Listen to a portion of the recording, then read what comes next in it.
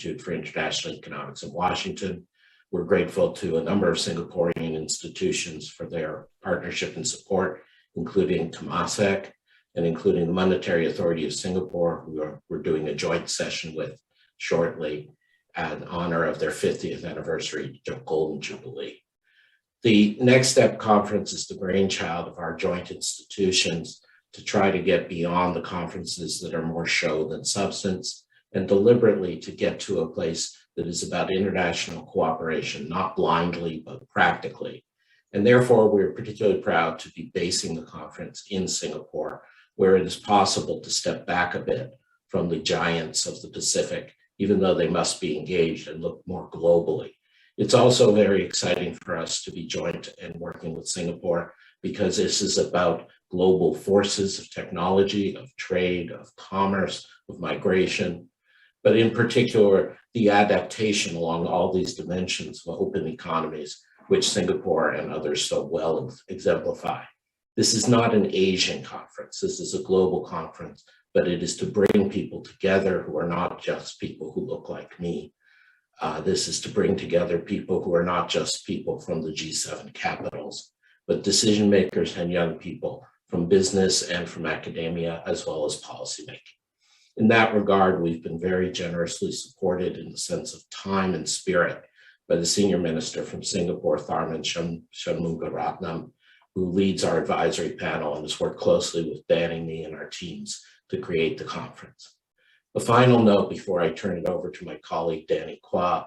The Next Step conferences are an annual event. This is our preliminary virtual run. There's nothing preliminary about the substance. This morning, we are including a discussion between Tharman, myself, and Secretary of Commerce from the US, Captain Raimondo.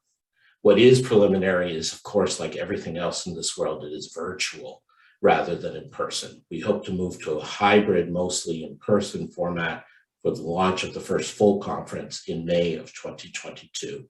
The Next Step conference series will then proceed annually from there.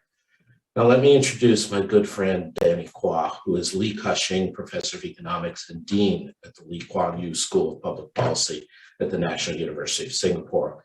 Quah's research is primarily in two areas: inequality and income mobility, and second, supply and demand of world order. It is this juxtaposition of moral and practical that made it such an attractive thing for me and the PetersonInstitute to partner with Danny. Danny, of course, is one of the world's leading macroeconometricians. His previous research work concerned technical matters in economic growth and econometrics, including a few groundbreaking studies. He was previously professor in economics and international development at the London School of Economics. Danny, over to you, please. Thank you, Adam, for that very kind introduction. And welcome again, everyone, to this PetersonInstitute Lee Kuan Yew School Next Step Global Conference. What's this about? It is beyond dispute that the arc of our global economy has seen severe disruption since at least the 2000s trajectory of hyperglobalization. There was a time when it seemed unstoppable how increasing ease with which anything anyone made or thought anywhere on the planet was becoming available to ever more of us everywhere. This trajectory has been brought up short by first emerging political frictions, internal in many nations, building on what at first seemed to be just small local challenges in identity politics, community dissatisfaction, but then flaring up geopolitically across our planet. And then following that, actual disruption from many orthogonal directions: global pandemic, explicit policy interruption, technological conflict. The world's economic landscape that we navigate today is more tentative and conditional and contingent than it has been for many decades. It's with this backdrop that our two institutions, the Peterson Institute in Washington, D.C., the Lee Kuan Yew School in Singapore, has come together to work on ways forwards from today's point of tentative contingency in the global economy. We think the well-being of humanity depends on all of us taking wiser steps from here on out. And our two institutions are united in two principal ideas, although here I'm mentioning just two, heading up many other points of agreement between us. The first, that hard-headed, rigorous thinking, driven by empirical evidence, scientific thinking, is essential for carving out the right pathways ahead. And second, that global inclusiveness in the conversation is key. We need, in this conversation that we're building, that we're embarking on, to engage from around the planet as many concerned, thoughtful, and informed voices as possible. So this Next Step Global Conference, organized by the PetersonInstitute, by the Lee Kuan Yew School, can be only the first of a series that we're going to be building through the coming years. I now want to turn to bringing in Singapore's Senior Minister Tharman Shanmugaratnam, who among many, many other roles as a leading global statesperson, has been, for Adam and me, a driving force and a voice of good sense throughout our organization of this conference. Senior Minister Tharman, over to you, please.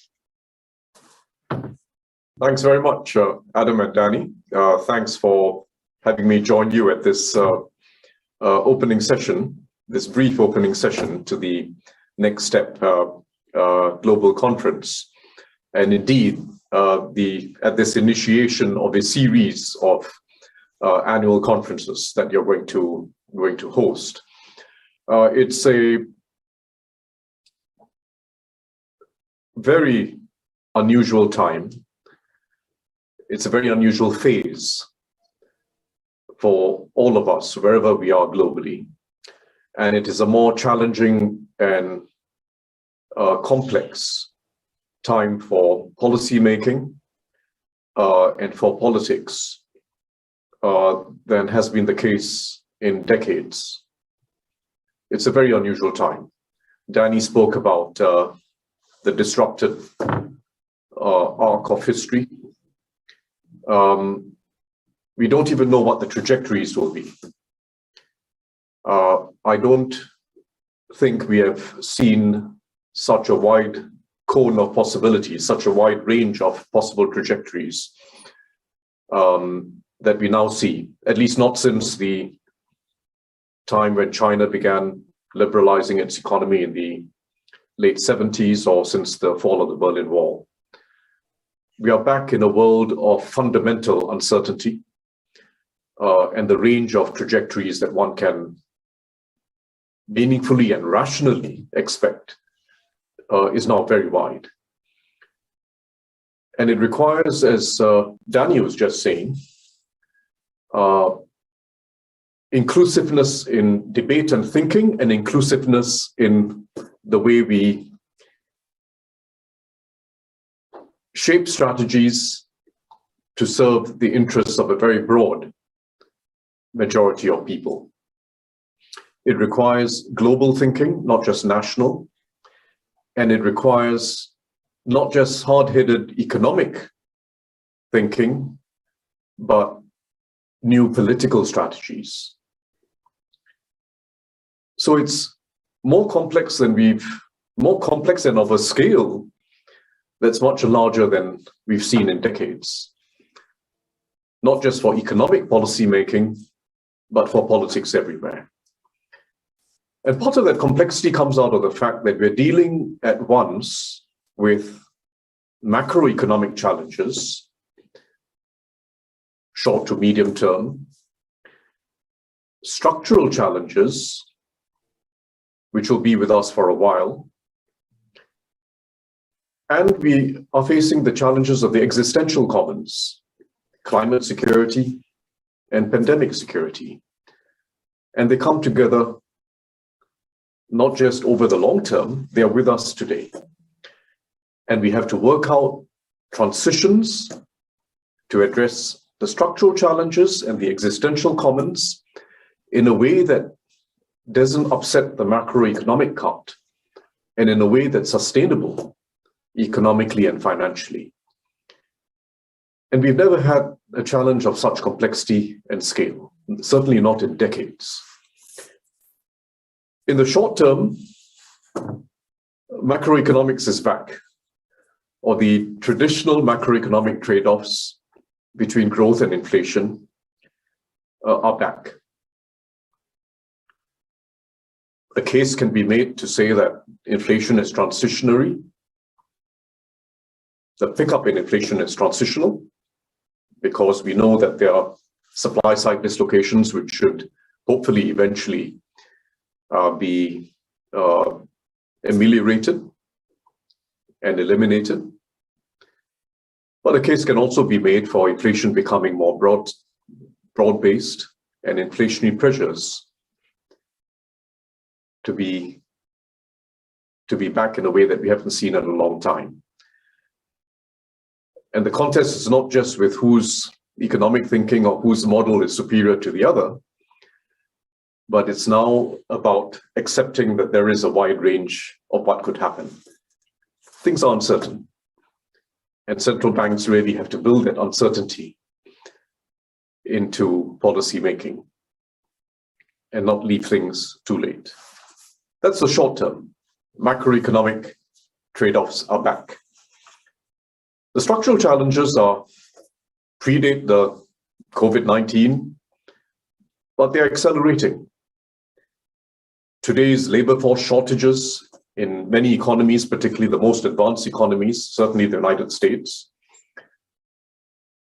shouldn't obscure the more fundamental challenge coming, which is that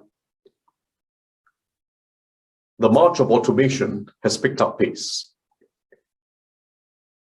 Partly because of COVID-19, partly because of the labor shortages, but it's picking up space, and there are many miles to go in automation. And they will pose fundamental challenges, economic, social, political, if we don't respond proactively with some force and inclusively. And we should never forget the larger structural challenge, which is that of the potential divergence between the advanced and developing world. And we are back in a world of possible divergences after 2 to 3 decades of gradual convergence. There is a very real risk of a rollback in the progress that we've seen in education, in economic development broadly, and in optimism. There's a very real risk of a rollback. And that is the largest structural challenge we face. The global inequities, which already opened up in a very sharp way during COVID-19, particularly vaccine inequities, but it's possibly a problem of a much more lasting character, which will not just be an economic problem. And then we have the challenge of the existential commons, most complex, a new public policy challenge and a new political challenge everywhere in the world. And by any reckoning, both public policy and private economic activity will have to step up the pace of adjustment in order to avoid disaster further down the road. And there are no simplicities. It will have to involve carbon pricing. It's not just the economists who know that. It's now becoming mainstream understanding. It will have to involve regulation, not just pricing. But it will also have to involve substantially greater investment. By reasonable estimates, something like 150 trillion over the next 3 decades. Investment in renewable energies, investment in upgrading whole electricity grids, investment in clean cement and steel or alternatives to steel, investment in new agricultural technologies. It all requires investment. And the scale of investment is such that unless you move immediately today to vastly higher carbon pricing, which will be disruptive, private markets will be slow to adjust. It requires public-private collaboration. It requires the public sector to get into a whole new game of de-risking of investments to spur and catalyze private investment. And we are past the old debates of over the potential and the failures of dirigist policies. But we now have to enter a whole new arena of public-private collaboration, whether we like it or not, regardless of our ideological priors. We have to get into a whole new game of public-private collaboration to be able to catalyze the massive investments required. And we need new ways of financing it. New revenue streams on the part of the public sector, but critically, rejigging financial markets so as to incentivize and encourage the redirection of private investment into transition. So when you put it all together, the short-term macroeconomic challenges, the stubborn structural issues that are now becoming more serious, particularly in the labor market and particularly with regard to global inequities, and the existential commons. It requires that mix of hard-headed economic thinking, political strategy, and forthrightness about the challenges, and inclusiveness. Because without inclusiveness, nothing is going to be sustained politically. Whether it's carbon pricing, regulation, or any of our other major adjustments. So these are the next steps that we will have to discuss, not just at this year's inaugural conference, but in coming years. It requires a global approach, as Adam and Danny were saying, not just Asian, not just American. It requires global thinking.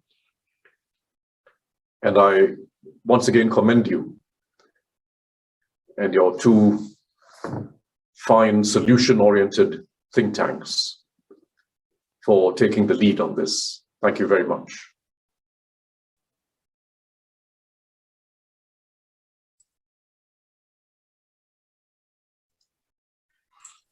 Thank you, Senior Minister. We will now go into our first session. I will just wait a second while my panelists come up on screen. And I will now welcome everyone to this first session of our inaugural PetersonInstitute Lee Kuan Yew School Next Step Global Conference. I have some other panelists who have not yet started video, so I might wait a second while they come on in. Jacqueline's here, Mr. Tsai, thank you all very much. So again, welcome everyone to this first session. This is a panel on supply chains in a world of conflict and global pandemic. It is one in a whole sequence of topics that Senior Minister Tharman described as an array of issues we need to put hard-headed thinking to, careful empirical evidence and analysis. We are fortunate to have here for this session among the world's foremost experts in research and practice on these issues. what's going to happen from here on out is I'm going to say a few words about the general topic, and then I'm going to hand over to each panelist in turn. All of us, all the panelists will make an opening statement, about 10 minutes each, before we come back to a short conversation among all of the speakers together. Following that, in the last 25, 30 minutes of this session, I will aim to bring into our discussion questions raised by the audience. So to begin, 200 years ago, yes, I'm going to take 200 years to go over my short introduction now. 200 years ago, the world economy, for our purposes, was a very straightforward landscape. What the world economy was major nations trading corn and textiles, trading things made in one place for things grown in another one place. But fast forward today, among the most consequential of innovations in the global economy is how wrong that picture has become. Because you see, today, very little of anything is made in just one place. Most of what gets shipped across nations is so-called intermediate inputs, things that have value, not because they are directly eaten or used by people, but because they are used to make yet something else. This supply chain is one of the most critical features of the modern global economy, where today tradables are driven to ever finer micro detail of scheduling, shipping, slotting into place before they are transported to the next step of value adding. Because of this emergence of this global production structure, this world supply chain, disruption of the deep interconnectedness in our global economy has impact that is multiplied and amplified several-fold from when one nation might have been interrupted in its economic engagement with another nation. It's not just one thing, textiles or cotton, that a nation has to secure and resource because of disruption. It's now everything. So today's world of global supply chains, resilience and robustness are keywords. On top of that, we have the shadow and light of added interruption, policy challenges over distributional consequences in every nation, concerns over social cohesion is worldwide disruption, national governments unable to focus on greater international integration because they're distracted by domestic concerns on identity politics, on jobs, on inequality, national self-interest magnified into populism and nationalism. We have a whole range of political economy concerns overshadowing the previous imperative on globalization. And to add to all of that, the global economy caught COVID, a pandemic, the scale of which hasn't been seen in 100 years. So today, the world sits on the verge of two large imperatives in terms of how it integrates with everyone else. There's an imperative for international cooperation on the global pandemic, and there's an imperative in self-interested separation. Supply chains disrupted in a world of COVID and conflict. Now, as I turn to our panel now, I want us to be thinking about the important facts on the ground in terms of supply chain disruption. But then, as our conversation unfolds, I will try and get our panel to also bring out what they see the important challenges are to be addressed individually in each of our nations or jointly across them. So to begin, let me turn to the panel in order. I'm not going to be reading people's bios. You all already have that on websites and other things. Didi Basri, formerly Indonesia's finance minister, today, among other things, economics professor at the University of Indonesia. We're keen to hear your views on this globalization, global supply chains generally, but I know that you also have special insight on the political economy challenges in Indonesia and in Southeast Asia.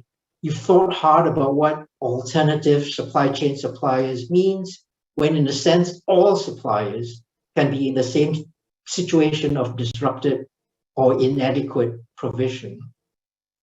Great to hear your views here, Didi. Over to you, please. Thank you very much, Danny. Good evening or good morning for the participant.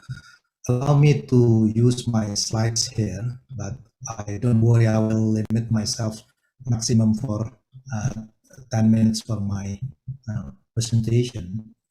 I would like to share with you the perspective of Indonesia and Southeast Asia regarding the supply chains in the world conflict and COVID. Yeah, why Indonesia is rather unique. Indonesia is a country with 270 million population. We have a huge domestic market.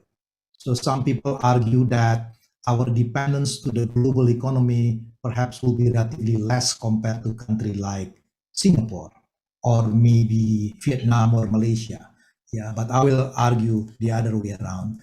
So let me start by putting the context first. Yeah, as Danny said, that the pandemic have exposed many vulnerabilities in supply chains and raised doubt about globalization.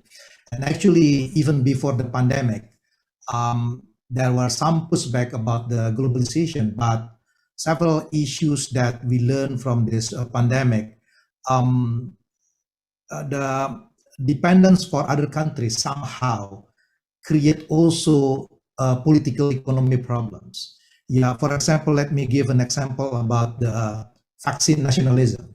Yeah, the shortage of medical supplies, temporary trade bans, which is somehow trigger the policymaker to rethinking about again whether is it wise to fully integrated with the global economy or not. And this is the chart that me and my colleague Raharja look at for some countries in Asia. This is based on the global financial crisis back on 2008. It is very interesting that Asia's country that maintain or even increase their share on domestic demand were relatively in a better position withstand a global economic downturn. Somehow this is an argument saying that we probably doesn't really need to integrate our economy to the global economy. But let me take you to the case of Indonesia. Yeah, this is just, I'll be very brief on this. A correlation between investment and import is very strong because 90% of our import is made up of capital goods and raw materials. As a developing countries, we need to import capital. So integration of the economy, like the supply chains, is a very key important ingredient for us to grow. Yeah, so if we try to sort of to shift focus only on domestic economy, then there will be an implication it's going to affect our investment. And even I was talking about this private consumption. When we try to look at the co-movement between the private consumption, our private consumption was mainly driven by the exports. Yeah, the lack effect of exports. So one thing that I was trying to say from this is even Indonesian economy, whose domestic market is relatively large, we cannot afford to avoid the global economic integration, let alone other Asian countries whose domestic market are much smaller than us.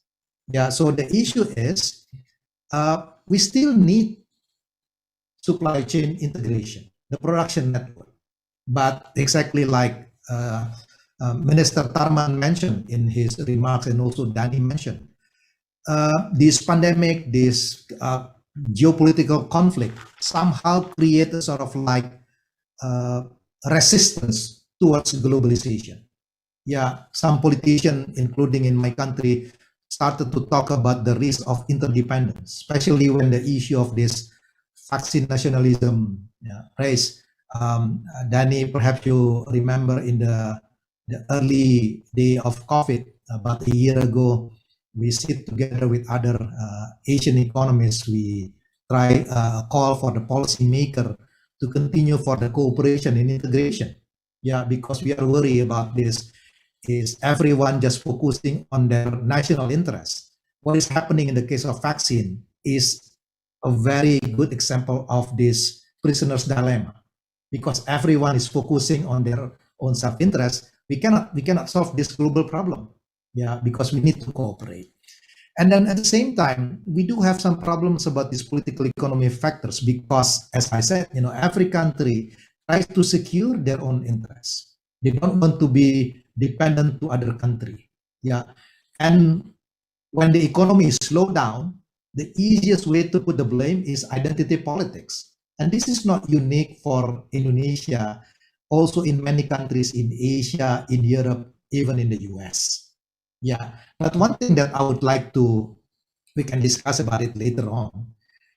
This is not only about the national interest identity politics, but also about the issue of the rent seeking, because the interest group would like to protect their business as well. Yeah, from the competition. Yeah, so this is a sort of like mix of various factors. So I would imagine that the political pressure will continue to increase the domestic production, employment home countries, and then reduce or even eliminate the dependence on sources that perceive risky. This will be the context.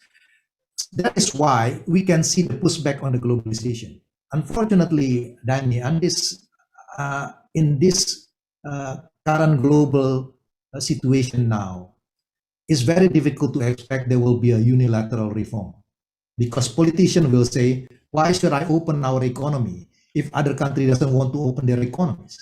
Yeah. At the same time, we see the multilateral prospect is not clear as well. So perhaps we are not talking about the first best world, but probably one of the possible solution for this is regional cooperation. Yeah, we keep the regional cooperation. But we can only talk about regional cooperation provided that every members could feel the benefit of it. Yeah. This is the pushback of globalization, but on the other hand, we realize that consumers continue wants to low price, and in a country like Indonesia and some countries in ASEAN, domestic capacities are limited. Yeah, we cannot pass through the impact of this inefficiency. Yeah, pandemic also affect the domestic sectors. So even we try to renationalize, it won't help because the domestic sectors also affected. So this is very interesting. Yeah, if you look at ASEAN, while the political histories and institutional capabilities of ASEAN 5, vary greatly, but we do have a history of increasing regional and global economic integration. So this is the first point. The second one is most of the factors behind the discontent with globalization in the rich economy are not present in the same degree here in ASEAN. And the reason behind it is because we are benefited by the globalization. If you look at the story, the success, the history of the success of the East Asian economies, the ASEAN economies, is basically trade, industrialization, and integration to the global economy, right? So, but I have to say that no grounds for complacency because economic growth is slowing down, some issue of the identity politics, etc. So the question is, how do we manage this? How do we strike the balance between those two? The way I look at the situation is maintaining the domestic demand is a very important. Yeah. However, as I said, that given the importance of trade to economic growth, there is no way that we can afford to avoid the global integration. But the question is how. So the first answer, we can have a more discussion on this. Diversification is a key word. The diversification of the supply chain base, the diversification of the export and country's destination. Yeah, even country like Indonesia, we have to diversify our export product, not only rely on natural resources, but more on the manufacturing, services, etc. And then the second one is the role of this digital and technology. Yeah, I would imagine that automation somehow will help, because if pandemic happen, somehow is this global supply chain happens through the automation, the process probably will be relatively easier to be handled. And I would imagine like the technology 3D printings. Yeah, if we have the 3D printing, somehow this would reduce the risk of these disruptions as well. And the AI perhaps can help us to make a predictive decisions. So the role of technology is a very important here. What are the opportunities? I can see one of the lessons learned from this pandemic is don't put all your eggs in one basket. So we will see the relocation of the investment to many Southeast Asian economies, including in Indonesia, provided we are able to provide the good climate, infrastructure, etc. The other thing is perhaps the just-in-time manufacturing concept may be over. Hold intermediate inventory to safety stock. So we have to strike the balance this. And the partnership with the supply chains makes a difference. So based on that, what ASEAN country can do to sort of like to make all this idea operable? We have to start on something which is politically feasible, but have a higher marginal impact for the future reform. So this will be my last slide, Danny. We have to try to find an identification about activities that have a high impact to the people, but also have this common interest. And I can see cooperation, collaboration on health, digital transformation. This is just an example that perhaps can be a high priority. Once people feel the benefit of it, we could maintain the continuation of the global supply chains. And this will incentivize leaders, politicians to continue to work to make sure that the global integration is there. I stop it here. Thank you very much, Danny. Thank you, Didi, for bringing in so clearly the political economy challenge. You've described threats to multilateralism, how nations think of themselves rightly or wrongly as being trapped in a game situation that doesn't allow them to be more collaborative, although I'm relieved to hear that ASEAN, in your view, is an interesting counterexample, and we continue to hope that. Diversification will help, but you're also cautious and realistic on how far we can go with that. The phrase striking the right balance runs through your thinking, and I'm sure we're going to come back to a lot more of this. Let me turn, if I may, to the second panelist, Chad Bowen, Reginald Jones Senior Fellow at PetersonInstitute, but of course, also previously economist, lead economist, senior economist across a range of important policymaking institutions.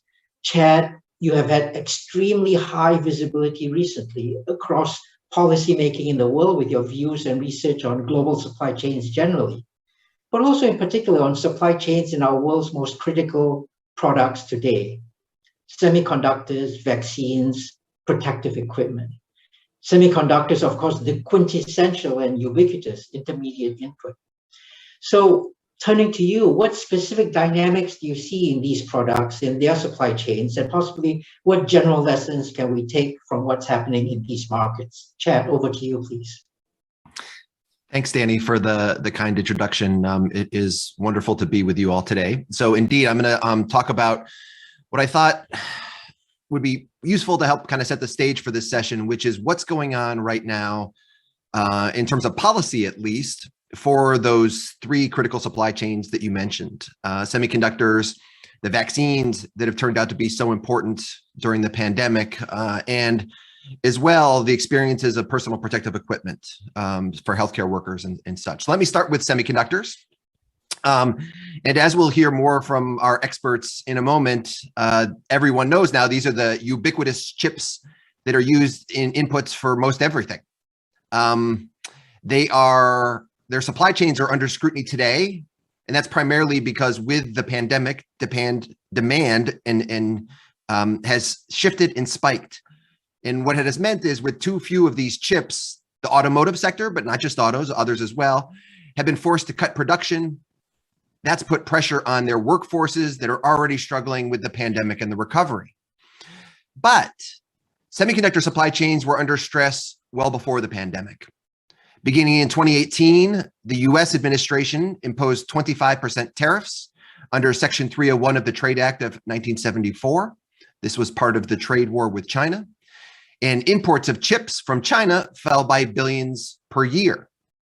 The administration then imposed unilateral and extraterritorial export controls on semiconductors, as well as the semiconductor manufacturing equipment, to certain Chinese firms for national security and related reasons.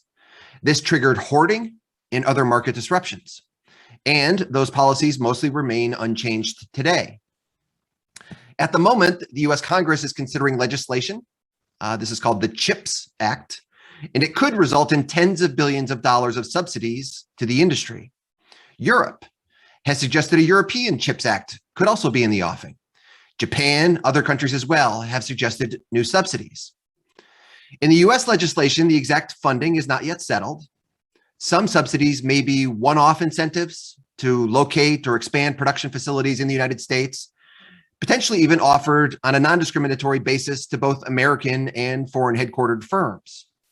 Some of the funding would be for research and development. But some of the subsidies may be tied to production of what are called legacy or the older node chips that are critical for sectors like automobiles. And some of those subsidies may be needed in perpetuity if those semiconductors cannot be manufactured profitably in the United States or in another trusted supplier country, and politicians decide they are so important that these new supply chains need to be established. CHIPS Act's types of legislation could be an unprecedented foray into industrial policy for the United States. Obviously, that raises a number of concerns, one of which is the difference between the speed at which this particular industry operates and its technology evolves, which is incredibly fast, and the speed at which governments change policy, which is incredibly slow. Policymakers also lack access to the detailed data on what is produced, where, and by whom, as well as the real-time demand information revealing which automotive, medical device, consumer electronics, or other company is running short on chips at any moment in time. To reduce the chance of policy failure here, the United States and other trusted supplier countries should cooperate on a semiconductor supply chain resilience policy.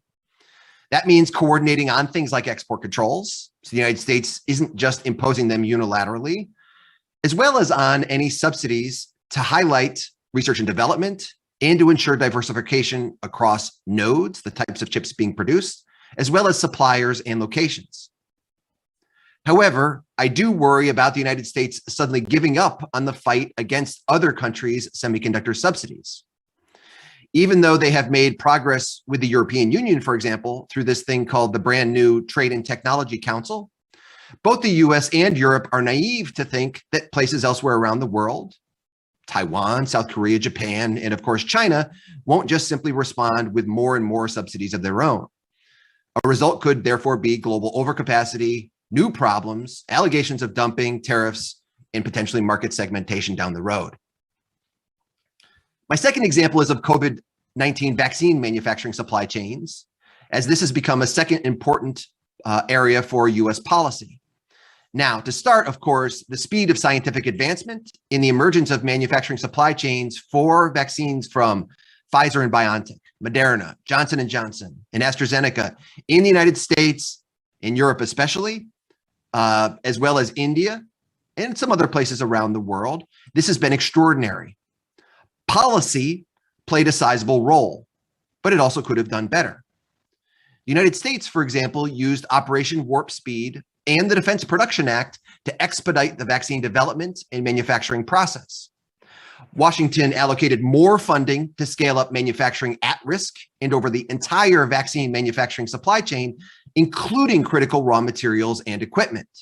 A really, really important question is why other countries didn't. Why didn't other countries also subsidize input expansion in particular? Yet, despite the US subsidies, those key inputs have been in scarce supply, both within the United States and globally.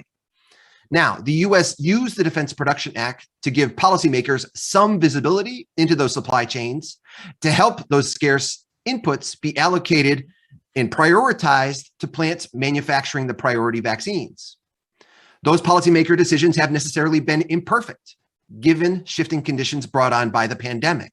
Some supplies have been given to vaccine manufacturers that regulators have not accepted. Look at the CureVac example. But leaving such input allocations purely to markets would likely have resulted in other supply chain problems. However, the allegations that the United States banned exports of inputs, even though subsequently refuted by the data, does identify the need for additional transparency, information sharing, and cooperation with key partners. Though the United States and Europe, for example, have been cooperating informally since March of 2021 to resolve vaccine supply chain bottlenecks, their joint task force was only formalized this past September. Furthermore, that positive effort should be expanded.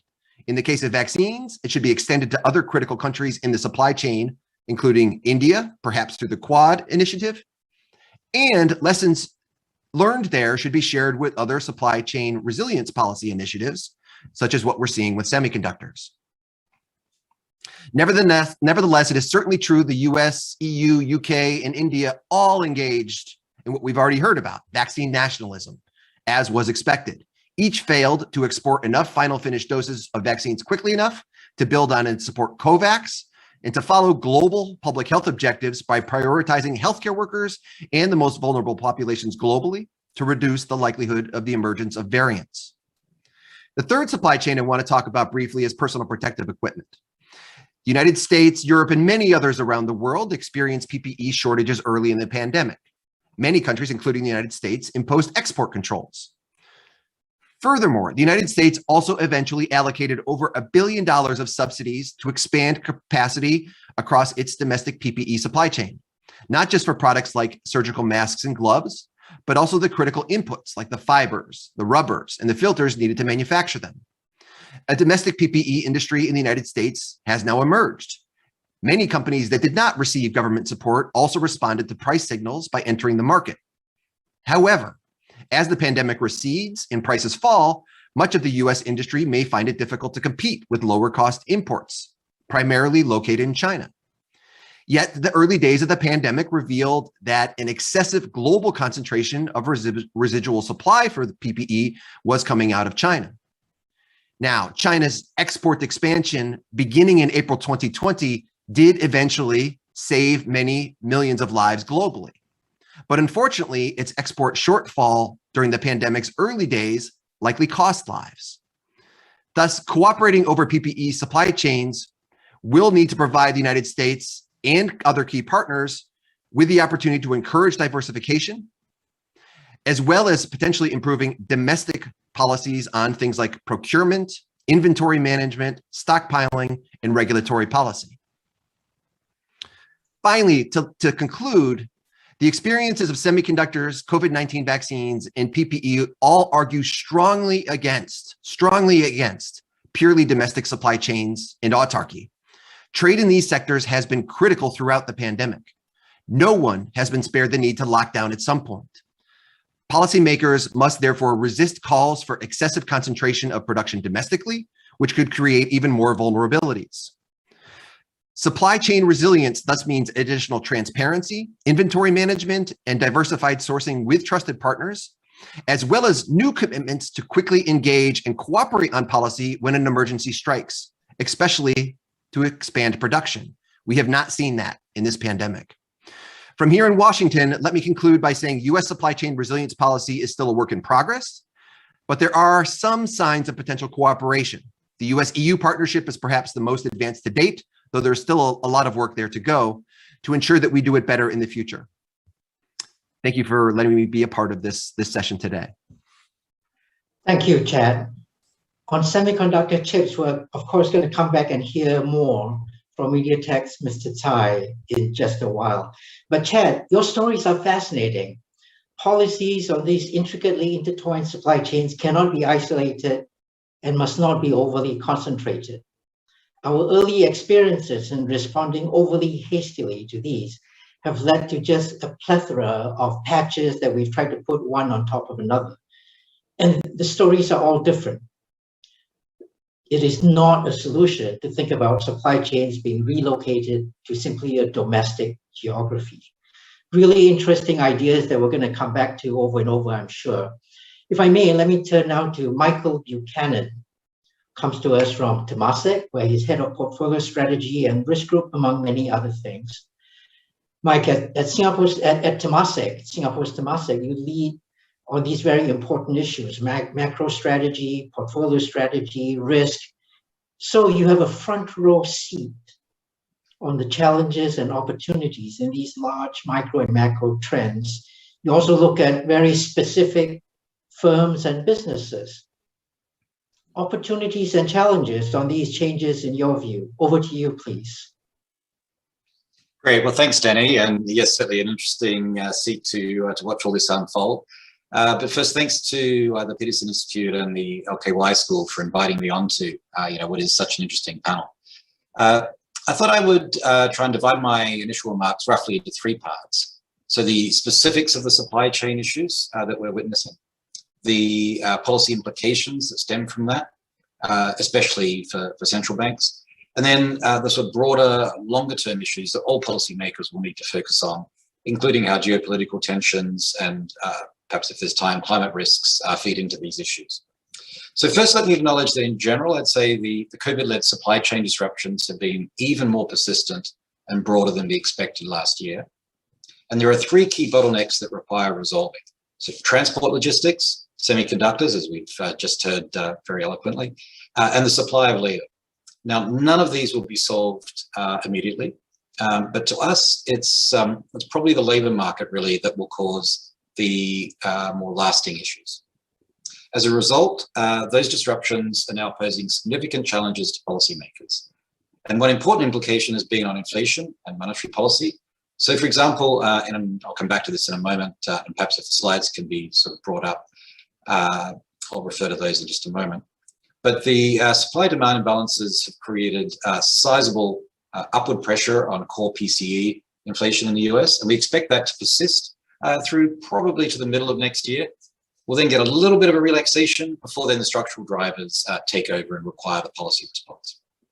Looking beyond those immediate issues, the supply chain vulnerabilities that have been exposed by COVID are accelerating longer-term trends. So greater diversification of operations, a need for sort of a second choice, whether it's a port or a producer, and a further shift to nearshoring. So pre-COVID and even prior to the intensification of geopolitical tensions before COVID itself, there was already momentum here. And now, as we look ahead, greater climate change mitigation efforts around the world, including over the weekend, create further incentives for this, with some wrinkles perhaps around carbon border taxes that could come down the road. So with that, let me start with a few key points on the disruptions that we've been seeing. So just go, okay, you've got page 2 up, that's great. So as I mentioned earlier, we see three main choke points with regards to the supply chain issues in the US: port congestion, availability of semiconductor chips, and labor supply. So let's start with ports. Congestion at ports remains at record highs. So for example, on the left here, you can see in the blue lines that about a third of all containers in Long Beach are now delayed by more than 5 days, up from below 5% pre-COVID. Then in the black line, you can see that we have 77 ships waiting at anchor. Now, for those of us who sail in Singapore, that doesn't sound very much, but it's up from basically none pre-COVID. And associated with that, you can see the huge spike in freight rates on the right. So the green line shows the rise in air freight rates, which have tripled since the 2019 average, while the black line shows the rise in freight rates by sea, which are up an even more staggering 12 times on the Shanghai to North America route. Now, the bad news is that we don't really see any immediate fixes for the underlying supply-demand imbalances at ports. It could even get a touch worse before it improves next year. I mean, ports are still constrained by their capacity to handle containers after they're unloaded, labor shortages, warehousing space, even just a lack of enough equipment are being cited as the main obstacles that we hear to accelerating more containers. And so, even though, yes, you're seeing a move to 24/7 operational hours for ports, it may not help that much for a while. So if we assume no more surprises, so, no more major port lockdowns in China, then it's probably the case that we'll only start to see a more significant easing after Chinese New Year in February next year, because during that period, the Port of LA typically sees a decline of about 25%. So that'll allow them to kind of clear up some backlogs, but really you're looking right into mid to late 2022 to clear all of this. Now, sure, some of the things that we hear from those involved, there might be some, we might call sort of front loading or double ordering. When you have these constraints, people might want to sort of order a little bit more, a little bit earlier. No real hard evidence on that. I mean, no one's going to really announce it. But if that is true, that could add a little bit of strain up front, but then provide more of a breather after the Chinese New Year holidays. So again, that sort of adds to, nothing's going to improve until we get right into next year. So Jessica, if you can click to page 3, please. You can see that semiconductor shortages have also been a major stumbling block. We're now over a year into the deepest chip shortage in decades. Sales volumes down, sort of 20% below trend at the trough. Lead times 40% above normal levels. A little bit like what we've just heard, but this is against strong secular demand after COVID, 5G rollout, cloud computing, switch to electric vehicles, strong PC, smartphone, gaming upgrade given everyone's in lockdown. And it may not be until the second half of next year again that we see those supply-demand imbalances return to normal. There'll probably be some variation within the industry. So funnily enough, this time it's sort of the basic chips where it could be even slower to see a resumption of normality because of a lack of investment in recent years, plus a significant increase in demand for the applications for those chips. I think, sort of IoT and autos. So, no matter where you look, and you can see that, in the chart here, you're seeing inventories incredibly low, green for Taiwan in the top left, Korea in blue on the bottom left. The lead time for chips 3 to 4 times longer than average. In some areas 34 weeks rather than 8 to 12 weeks. The largest bottlenecks currently in this part of the world, Southeast Asia, partly because of some choking in supply chains in Malaysia. And so it could really take some time, as I say, before all of this is reduced. So what's sort of been happening in the industry? There has been quite a lot of announcement of new investment. TSMC investing over 100 billion over the next 3 years to increase capacity. That could even be increased. Intel has broken ground on construction of a couple of new fabs in Arizona. They're meant to be ready in 2024. They're also looking at adding more facilities elsewhere in the US and Europe. Global Foundries, of course, investing 4 billion in Singapore, billion in New York, more in Germany. The Singapore facility should come online in 2023. So there's a lot going on. But, semiconductor manufacturing is probably one area where geopolitics will have a very important role to play. Many governments, of course, have been encouraging strategic onshoring and chip production.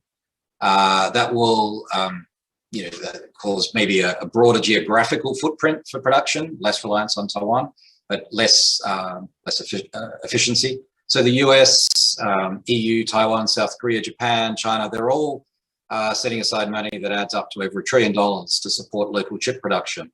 And, even in this space, which obviously has a lot of economies of scale, that's some pretty serious money, could create some distortions. But I guess the bottom line to us is, TSMC, Intel, Samsung, they've got first mover advantages. They've created the IP and scale and the kind of broader ecosystem, economies of scope barriers that will help their countries. So our best guess is in the long term, Taiwan, TSMC, will continue to dominate advanced chip production.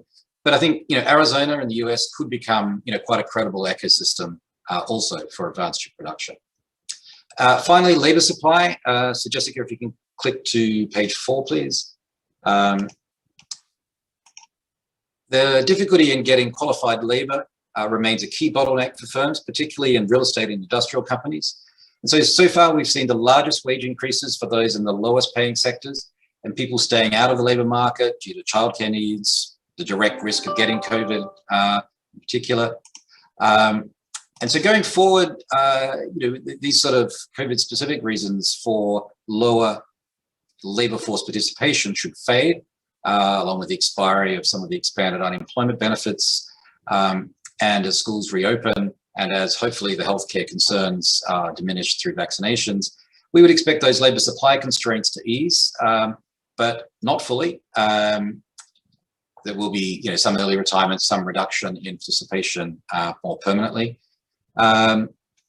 So far, though, what hasn't really played out in terms of people coming back into the labour force, but we do expect that to have a more meaningful impact going forward. Now, that said, I think it's important to remember we've had a much larger fiscal and monetary stimulus this time around than, for example, during the GFC or any other shock, really, even when you put it against the size of the initial macro shock. And so we're more likely to see meaningful tightness in the labour market in the years ahead. Now, just briefly, just if you go to slide 5, let me just sort of bring this back to what it means for policymakers, at least, monetary and macro policymakers. Obviously a key channel of impact of all of this is via inflation and therefore monetary policy. So on the right, you can see that durable goods, which is the dark blue line at the top, that has dominated the rise in inflation so far, but services is now starting to move, and we expect that to continue. And on the left, you can see the starkest increase in prices owing to the supply-demand imbalances, particularly in new and used cars, apparel, household appliances, recreational goods. So overall, we estimate that at the peak back in May, the supply-constrained categories added at least 140 basis points to core PCE inflation. So with the supply chain issues expected to resolve themselves only around the middle of next year, as I was just saying earlier, alongside the consumer demand substitution back into services, we expect prices in the supply-constrained categories to remain elevated to the middle of next year, and then go into actually being a drag on inflation. And most of the temporary price increases should at least partially revert to their pre-pandemic trends.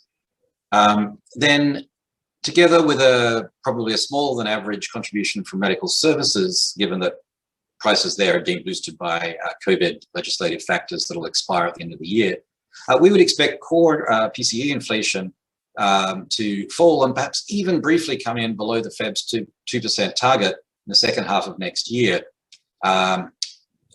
Then we would expect things that there's some more structural drivers of inflation, including housing costs and as equivalent rent and so on, to accelerate.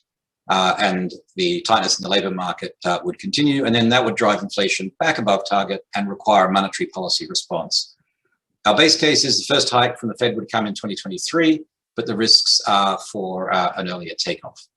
Now, I think I touched a little bit on the geopolitical tensions. I think there's a lot more to say on that, but perhaps we can cover that a little bit more in subsequent sessions. So with that, Danny, let me hand it back to you. Thank you. Thank you very much, Michael. Indeed, we will come back to these geopolitical issues. I'm very glad that you've highlighted how it is so central in the narrative we have today of semiconductor manufacturing. It is so critical. Among the very, very many interesting facts you've given us is something that for me was quite unexpected, because what we've got now in this emerging situation is actually tightness in the labor market and most rapid growth in sectors that are lowest paying. So we've got an added bonus, as it were, in this unexpected reduction in inequality, and rerouting supply chains for these reasons might have yet other implications for public policy thinking. Really interesting what you've brought out for us. Thank you very much. I want to turn now to Jacqueline Poh. Jacqueline, you are Managing Director at Singapore's Economic Development Board. In Singapore, as you know, we refer to this fondly as just EDB. And you have also held key positions in Singapore's public service across many, many different domains: technology, labor markets, finance, defense. For the EDB, you are spearheading strategies on Singapore's global hub position in international flows of trade, investments, research, talent. So you are right at the heart of the kind of thinking on where Singapore sits in the global value chain. So I'm curious, as we listen to this discussion about geopolitics, semiconductor manufacturing, and the large changes that are happening in the US and Europe and elsewhere, how do you reckon Singapore's position of centrality as global hub will evolve and adapt as global supply chains reroute and rewire? Over to you, please, Jacqueline. Thank you very much, Danny, and thank you to Adam. I'm very proud and pleased to be part of such a distinguished panel. And thank you for asking me for my views as a point of view of a sort of more of a practitioner and policy point of view. I believe that if the world wants to be more popular, more prosperous, more inclusive, and to deliver a better quality of life for all its people, three things need to happen. Firstly, supply chains need to be more reliable. Secondly, supply chains need to be more integrated, or at least less disintegrated. And thirdly, supply chains need to be more sustainable. Let me take each one of these in turn. In terms of reliability, Singapore does play a part, and Singapore knows its place. We are a small and connected global hub. We rely on the trust of businesses and investors to keep us going. And when we keep going, supply chains also keep going. Prime example of this was during last year's COVID-19 crisis. I think that during that time, foreign countries and investors found that they could trust Singapore to do the right thing, and they would know that their supplies that were flowing through Singapore would not be interdicted, would not be stopped, and would continue to flow. Singapore did not impose any sort of export bans during COVID-19. And Singapore-based manufacturers continued supplying global customers, including essential products and medical supplies, pharmaceuticals, vaccines, diagnostic instruments, and N95 masks. During this time, we kept our sea and air links open. We facilitated the regional distribution of essential goods and vaccines. And even when passenger traffic collapsed during COVID-19, our national carrier, Singapore Airlines, replaced that with freight traffic instead. And by doing so, we were able to divert many supplies to sea freight instead of air freight. In addition, we signed supply chain connectivity agreements with many countries to reinforce our shared commitment to the free flow of goods. And that in some way indicated that for reliability of supply chains, you need a little bit of determination. But that was what happened during COVID. During normal circumstances, supply chains also need reliability that is based on data. We know that amid a lot of geopolitical tensions and supply disruptions, companies are looking for a neutral location and a safe environment as they reorganize their supply chains. Singapore has been planning ahead to ensure that we have a lot of these key enablers to position us as an important node for global flows of goods, services, and finance. And these include human capital and infrastructure, trade policies, and technologies. For example, one of the roles that our port, the Port of Singapore, has is to be the go-to port for catch-up. We're called the catch-up port. So even with the shipping disruptions caused by Suez Canal blockages, and I think there was a port closure in China, PSA would be the place where shipping lines come to catch up on lost time and connections. And the only way to do that is by working closely with various stakeholders, and not just to think about port operations, but the entire part of the value chain, and leverage technology and data about trade to look end to end in order to be able to perform that role. So that's what I have to say about reliability. Secondly, supply chains, as I've mentioned, need to be integrated. Singapore will continue championing global integration and strengthen our position as a node in the global supply chain. We do not wish to see a world divided into separate ecosystems. We know that there is a desire by many countries to onshore their supply chains, especially for essential goods. And I think some of my colleagues who've spoken earlier have intimated at the deeper forces driving these developments, including concerns about technology leakage and national security. But countries pay a price if they swing to the other extreme. And we think autarky is not the solution given the complexity of supply chains. No single country can be entirely self-sufficient. It would be not only economically less efficient, but also strategically suboptimal, because frankly, countries would then no longer have a shared interest in each other's economic success. We think that it is far better to diversify sources with trusted partners to reduce concentration risks and to work with one another to keep supply chain and trade flowing. Let me give you an example from semiconductors, which is a hot topic of tonight. The interlocking and complex global value chain has made it impossible for any country or region to achieve complete self-sufficiency in semiconductors, not even China and the US. It is not uncommon that one semiconductor chip is designed in the US based on IP from the UK and then manufactured in Taiwan using chemicals from Japan equipment from the Netherlands, and assembled in China. According to BCG, chips going through the full fabless foundry and packaging cycle may cross international borders as many as 70 times. A hypothetical alternative with parallel, fully self-sufficient local supply chains in each region would require at least $1 trillion in incremental upfront investment and would result in a 35 to 65% overall increase in semiconductor prices. And this would mean ultimately higher costs of electronic devices for end users. We will therefore continue to work with international partners to promote that kind of global integration and support it with free trade agreements and digital economy agreements. My final point is that supply chains need to be a little bit more sustainable than they are today. And that speaks to a topic that I think is being discussed at COP26 this week, and one that is on many people's minds, that is climate change and supply chains. I think there's a lot more to be done in terms of growing capabilities across the world in the greening of supply chains. And where that must start is by deepening R&D capabilities in maritime decarbonization. A lot of work is being done here on the research and trial of alternative fuels, such as green hydrogen, and also in the electrification of vessels in the sea. And so I conclude, if we had a little bit more reliable, more sustainable, more integrated supply chains, I think this would be something that the world would look forward to.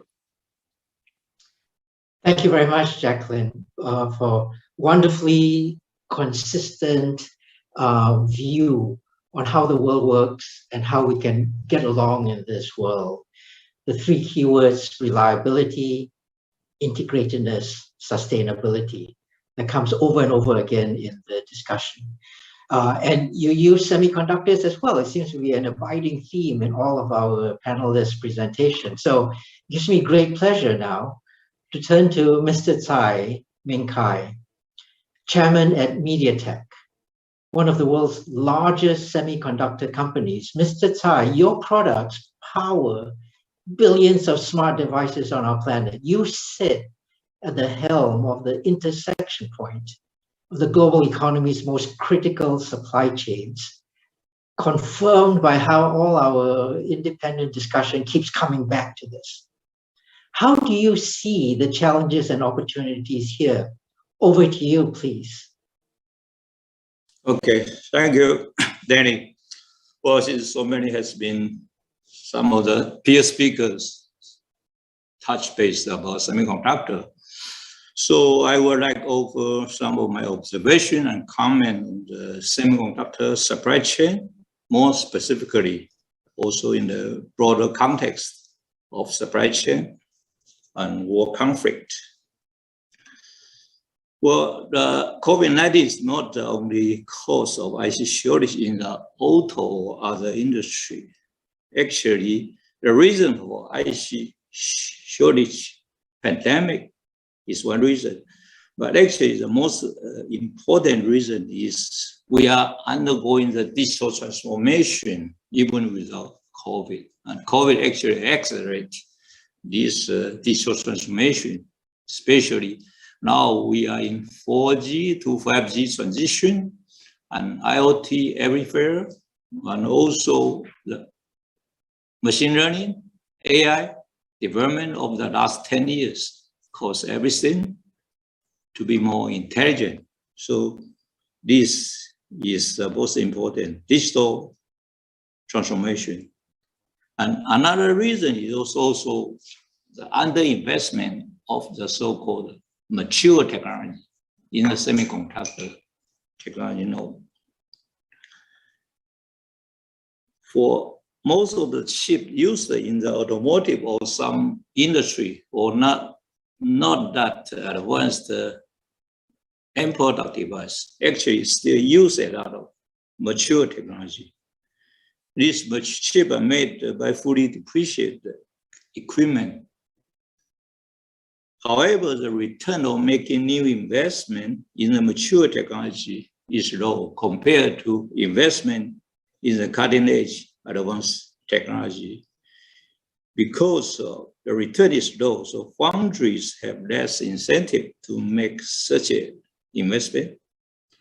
So the reason the current capacity cannot supply to all the big demand in this digital transformation. So the demand of this mature technology apply not just the auto industry, even in the smartphone chip. Besides the advanced SoC, the high performance process chip with communication technology, there are a lot of other chips still use the mature technology. So as the new equipment, new investment into mature technology actually will become more expensive. So because of that, the firms will need to be compensated for their investment.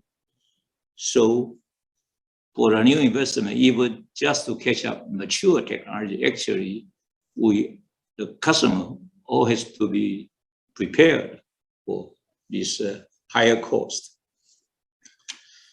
But as also someone mentioned about this kind of shortage in semiconductor probably cannot become, let's say, solved by end of next year. But anyway, it will be a transitory.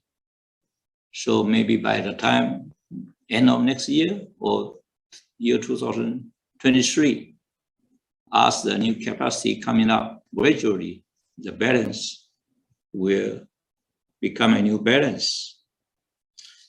Besides the supply chain and the new investment for the capacity, I would also like to offer some macro view from the semiconductor technology advancement. One, the most important three forces actually technically slowing down of Moore's law, and secondly, economically trade-off between efficiency and supply chain security, and the third force is that cost increase and inflation will be a new normal. The first force is about technology. The Moore's law of the semiconductor industry actually is slowing down. In the past, it generally took around 2 years to advance the next generation technology. But now, beyond 5 nanometer, we have seen the processing slowing down. Technology development at the leading edge now takes longer time, 3 years or more. So because of that, the rate of return actually is diminished. So the law of diminished return will translate into higher cost. So to meet the future market demand, semiconductor company will spend more in CapEx to build their design and capabilities. So for the end product, consumers in the past, we have enjoyed lower price and higher performance over the last few decades. But going forward, higher performance will come with higher cost. The second macro trend is the economic impact of pursuing supply chain security. The supply chain now is fully scattered around the world, so regional specialization in different phases of developing, producing, and using semiconductor. So as every region wants to reshore their manufacturing of this capacity, so this actually makes the trade-off between supply chain security and efficiency. So from business perspective, there will be a trade-off. To enforce top-down restructuring of the supply chain will increase the cost for all suppliers in the ecosystem. And the higher cost will be reflected in the price of the final product to consumer. So consumer and investor, therefore, will have to adjust the new market condition brought about by the decision and policy to secure the supply chain. The economy will reach a new state of balance under this new environment. So a new resilient supply chain can be rebuilt after COVID-19, but the cost increase will be here to stay. So to meet the future demand, companies in all regions are accelerating their investment plan.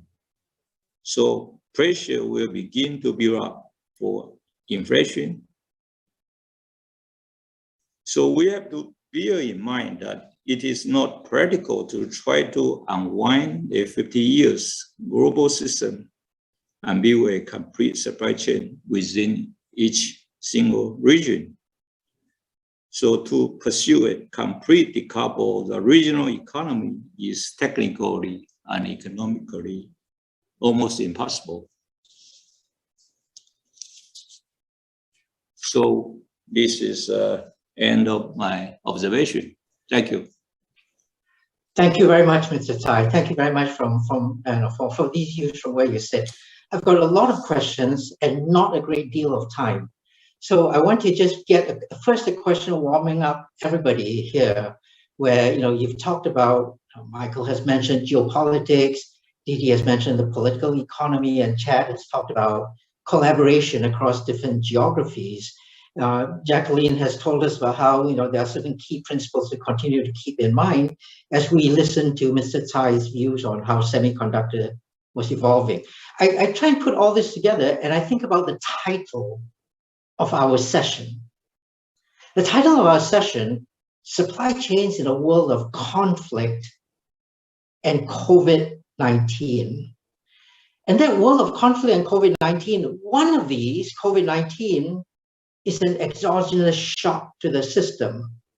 Conflict, however, emerged endogenously from the geopolitics and the political economy and the political narrative that nations tell themselves about what globalization has to do.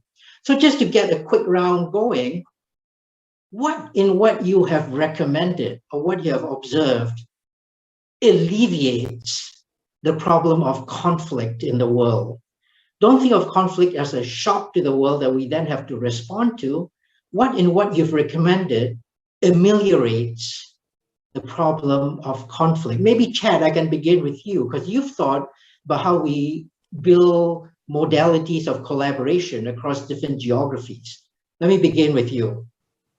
Over to you, please. So, and I think about this a lot. I think this is the key question. Now, let me first start off by saying I'm not optimistic, because, two of the big problems that we're facing out there today are global in nature. And so I'm thinking climate and I'm thinking the pandemic. And we've yet to see sufficient concrete willingness by political leaders in, say, the United States and China, recognizing these are global challenges, global public goods that can only be addressed between the two collaboratively. So I'm not optimistic that we'll get there, even though I recognize sincerely the need to do so. More proactively. So in my example, what I did is I walked through 3 examples where we really do probably need increasing supply chain diversification that I'm not sure markets are going to deliver on, right? Because markets largely ended up where we were on PPE, semiconductors, where arguably there's too much concentration for the high-end stuff, at least in places like Taiwan and South Korea, and vaccines. Now, the challenge, though, is, or where the opportunities might lie for collaboration, is everybody recognizing there's too much diversification and trade-offs associated, recognizing there's trade-offs associated with there. So in the old days of trade agreements, we would say, I'll cut my tariff on steel if you cut your tariff on wheat, right? Here, we need to collaborate on kind of supply chains. And where we need more diversification, we need moving some stuff out of Asia. Maybe it's PPE, maybe it's semiconductors. We need to move some stuff out of the United States and Europe, vaccine manufacturing, where that's just too concentration. In any case, it's not a one-way street. There's, I think, opportunities for collaboration and negotiation over these types of things if policymakers see the benefit in diversification and start to think creatively. Thank you very much, Chair. Didi, can I ask you to jump in quickly? Because you used ASEAN as an example where perhaps some of these external geopolitics has a different flavor. Can I get you to expand a little bit your reason for optimism? And then afterwards, I'm going to ask Jacqueline and Michael to reflect a little bit on Singapore's narrative in this area. Thanks, Danny. I'm trying to be optimistic on this, but I'm not really sure because the geopolitical situation is rather difficult nowadays. Yeah, you asked me about ASEAN. I think ASEAN's position, at least, of course, leaders doesn't want to state it clearly, but we don't want to choose if there is a tension between or conflict between China and the US. Will be very difficult for us to choose, right? So that is why the idea of this ASEAN centrality become very important, because it will be very difficult for us, country like in the ASEAN and Southeast Asian economies, to deal with China bilaterally. Yeah, and this is the thing that is very difficult for us. But I have to say that even in the ASEAN, within the ASEAN, we are not really as united as what we had before. Look at what happened in the ASEAN leaders in 2012. Look at Cambodia, look at Laos, So you mentioned about how to avoid conflict. I think this conflict is inherent, yeah. So, but we need to continue, as Jacqueline said, we need to continue to maintain this global integration, the supply chains. So the issue is within that constraint, how can we work with that? My solution for that is, Chad mentioned about this diversification. The other thing is try to find a common platform in which the ASEAN countries can work together. And one of the example is on the health issue, because I do believe that everyone would agree to work together on the health issue. This will incentivize political leaders to work together, because there will be a sort of like strong pressure from the people to ensure that the government will be able to handle the health issue. Thank you, Didi. Thank you very much for your answer. Now, Jacqueline, Michael, I want to bring you into the conversation now. When we talk about a world of conflict, in my discussion with Chad and Didi, it's not unreasonable to think about conflict as being geopolitical conflict. That's been a hugely disruptive force in the world of globalization and global supply chains. But for globalization, conflict also enters domestic politics. In Singapore and in many other nations around this region, actually everywhere in the world, we've had a long, tortured discussion about our adherence to the rules of globalization. Even Singapore, that trades 300% of its GDP, for whom, supply chains and centrality as a global trading hub, globalization are absolutely critical to prosperity. There's a long, tortured discussion about how open the economy should be. And this shows up in a lot of the questions that I'm getting in on chat and in the Google Docs document. People are worrying, well, if India withdraws from this agreement or that agreement, how do we build structures that reassure nations that are insecure on globalization? Questions are long-standing, going back decades, but seeing a reincarnation every day, even in places like Singapore. So, Jacqueline, how do we make supply chains more integrated if one's own national citizenry are circumspect and suspicious on globalization and global supply chains? Thank you very much, Danny. I don't think that in Singapore we're finding that we have a population that is believing that Singapore, we can make everything that we need and grow everything that we need in Singapore. We're a postage stamp size of a nation. So I think there is a general consensus, and this has been borne out by many surveys, that Singaporeans still believe in globalization and openness and so on, particularly in the flow of goods and services. I think where a lot of more tension starts to arise in many countries, and this was alluded to by one of the other speakers, was about labor supply. And where globalization becomes a little bit more of a contentious issue is whether or not domestic populations in many countries feel that they are getting a fair deal, whether or not they feel that, you know, the supply, the global flow of labor has benefited them directly or not. And this is, you can see this as a driving force behind a number of moves made, including in Western countries like the UK with Brexit, or in the US, but definitely also in Singapore, where there has been a certain amount of debate on the quality of immigrants and workers from overseas that come to Singapore, and what that means in terms of dependence or job competition. So this is a matter for assurance, and that complementarity and that belief that benefits do accrue to local populations is going to be quite critical if labor supply chains remain open. But in general, I think unless countries do believe that they can make everything themselves, it's not going to be something of much doubt. Separately, I would like to say, in response to my Indonesian colleague, that really long-term prospects for FDI in Southeast Asia are really quite bright. And I think that rebound in global investment into Southeast Asia as a whole region, largely because of the reorganization of supply chains and the need to have a sort of cost-effective +1 location, is something that is not going to be a bad thing for the region as a whole if we can position ourselves as a good platform for production. Okay, thank you, Jacqueline. Does anyone else want to jump in on this issue of what we do with a domestic population that is skittish? It doesn't have to be against globalization, but it's simply skittish about different aspects to it. Michael, you wanted to come in.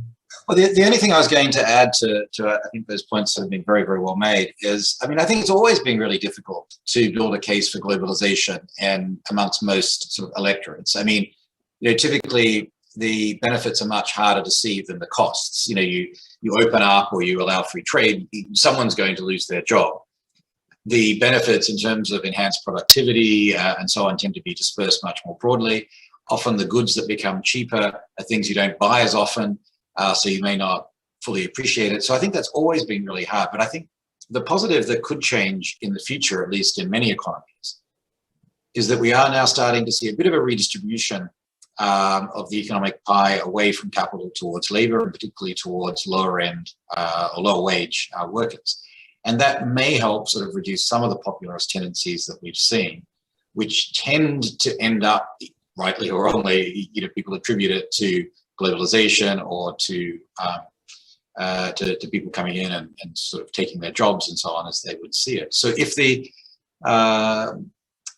you know, if you're seeing wage growth and tightness in the labor market, like I was referring to earlier, that could actually help reduce some of those pressures over time. Now, of course, along with that, we might be getting a slightly lower productivity growth, and so less growth in the overall pie over time as a result. But maybe that's a price worth paying for maintaining a more stable economy and society. Thank you very much. I'm now going to turn to a different set of issues that have been coming in on the set of questions. I'm going to try and organize them under the issue of risk and de-risking. Part of how we're trying to make the global economy more resilient, more robust in light of the shocks of the last few decades is, so, you know, some of us are saying, oh, we need to diversify supply chains. We need to move away from there being a single supplier of anything. But of course, that's easier to say than to actually do. Moving to an alternative supplier might mean losing efficiency, losing reliability. Moving to a clutch of alternative suppliers does not necessarily de-risk, because the whole group of them might be strongly positively correlated. So as a closing, as we finish out this session, as all of you have been thinking about supply chains and their rewiring or making the world better, what's the one thing you want to see in the new global supply chains that would help us mitigate the risk profiles that humanity faces? Perhaps I can begin with Mr. Tsai and then work my way back to the beginning. Oh, okay. The one thing Yeah, that you would like to see. To make a more, let's say, resilient supply chain, to diversify the supply chain. As I said, since no one single region can do that. So if, let's say, I would say that totally decouple is not possible, but since every country is actually start to make so many investments, so maybe we now say, let's say, move back from fully globally, fully coupled system, ecosystem to a little, some sub-decoupled kind of stable state. But for that, as I said, from we in the industry, in the business, from the whole supply chain, manufacturer, vendor, customer, and even the investor, we all have to prepare. If the more expensive ecosystem is acceptable in the future, maybe we have to live in that future. So, but as I said earlier, we get used to roller coaster, better performance over the last several decades. Then we have to change our mindset to prepare for a more expensive war in the future. Thank you very much, Mr. Tai. Jacqueline, the one thing that we need to do to global supply chains that would de-risk. Responsiveness to price signals. I think that would be one of the most important. Thank you very much. Thank you. Michael Buchanan. I agree with those. So let me not just sort of repeat them, but add in, I think we do want to think about climate in a much broader way and how that is going to impact all of the supply chain issues. I mean, obviously, heat stress and floods are going to impact, agri, textiles, apparel, food and beverage, all that sort of thing. But, climate events can also have an impact when you have really local or sort of strongly sort of localized production of technology. If you get much greater precipitation in areas and that causes problems for production, that's one thing. But a broader point would be if the whole world moves towards focusing more on climate change and imposes carbon taxes, then we're going to need to have some way of leveling the playing field. That could lead to carbon border taxes being applied. I mean, Europe obviously is in the forefront of thinking about that. That's fantastic in theory and hopefully in practice, but one concern would be it leads to protectionist measures being put on pretending to be in line with those carbon border taxes. And then that leads to a whole range of different issues that would lead to companies thinking about where to site production. I mean, if you're worried about those things being imposed, maybe you need to have yet more reasons to diversify your footprint. So that's something that I think is super important, and we need to come to agreement on how that's going to work, what the rules will be for carbon border taxes to avoid that going off in the wrong direction. Thank you very much. One of the largest crises that the world faces today and how we manage that. Thank you very much. Chad, how we de-risk. So Danny, I think you'll appreciate this one in particular as an empirical economist. We need data. Policymakers need information. These supply chain bottlenecks, I mean, honestly, these supply chains are so complex that oftentimes the firms that are involved in them don't even know, and let alone expecting policymakers to be able to help and to craft policies that are going to be useful and responsive. We've seen some extraordinary policy initiatives take place throughout the pandemic in a wide variety of areas. The ones that I've studied in the United States, the use of the Defense Production Act in unprecedented areas like vaccines has given the federal government visibility into and a role in some of these supply chains that we've never seen before. I'm not saying that needs to become the new normal, but I do think we need more information. We need better layers of trust between policymakers and business. And I'm worried that in many respects, we're heading in the wrong direction there, because to get good policy, we actually need information. And a lot of it is just really hard to acquire. Interesting. I mean, as you know, the second session of this first Next Step conference is on how big data is managed in today's global economy. But we'll have to see how the two different directions that big data narratives are going manage this. Didi, I've got you to get the last word in. You've got 90 seconds to tell us what the one thing you want to see change in global supply chains that would de-risk our world. I believe in the market force, because I do believe you mentioned about this transitional risk, but I do believe that the cost of being an autarky will outweigh of this transitional risk. So that is why let me come with a more optimistic view, even though the cost is there, but I believe that every country will need to maintain the global supply chain. Thank you very much. Thank you very much, panel, and thank you very much, audience. This is a panel that was supposed to go until 8:45 exactly, but as you know, we've got a very, very important session in addition to this very important session, but another very important session coming up, and I've got to make the deadline on that exactly. So I want to thank my panelists for such a wonderful, lively, animated, and I hope and discussion. I hope you didn't mind that I tried to provoke you a little bit more than my instincts normally would allow me, but it made for a very wonderful discussion, I thought. I wanted to thank the audience, the studio audience out there, for such a wonderful set of questions and challenges that they brought in. There was no way I could get to every single one of them, but I tried to summarize into and slip that into our conversation.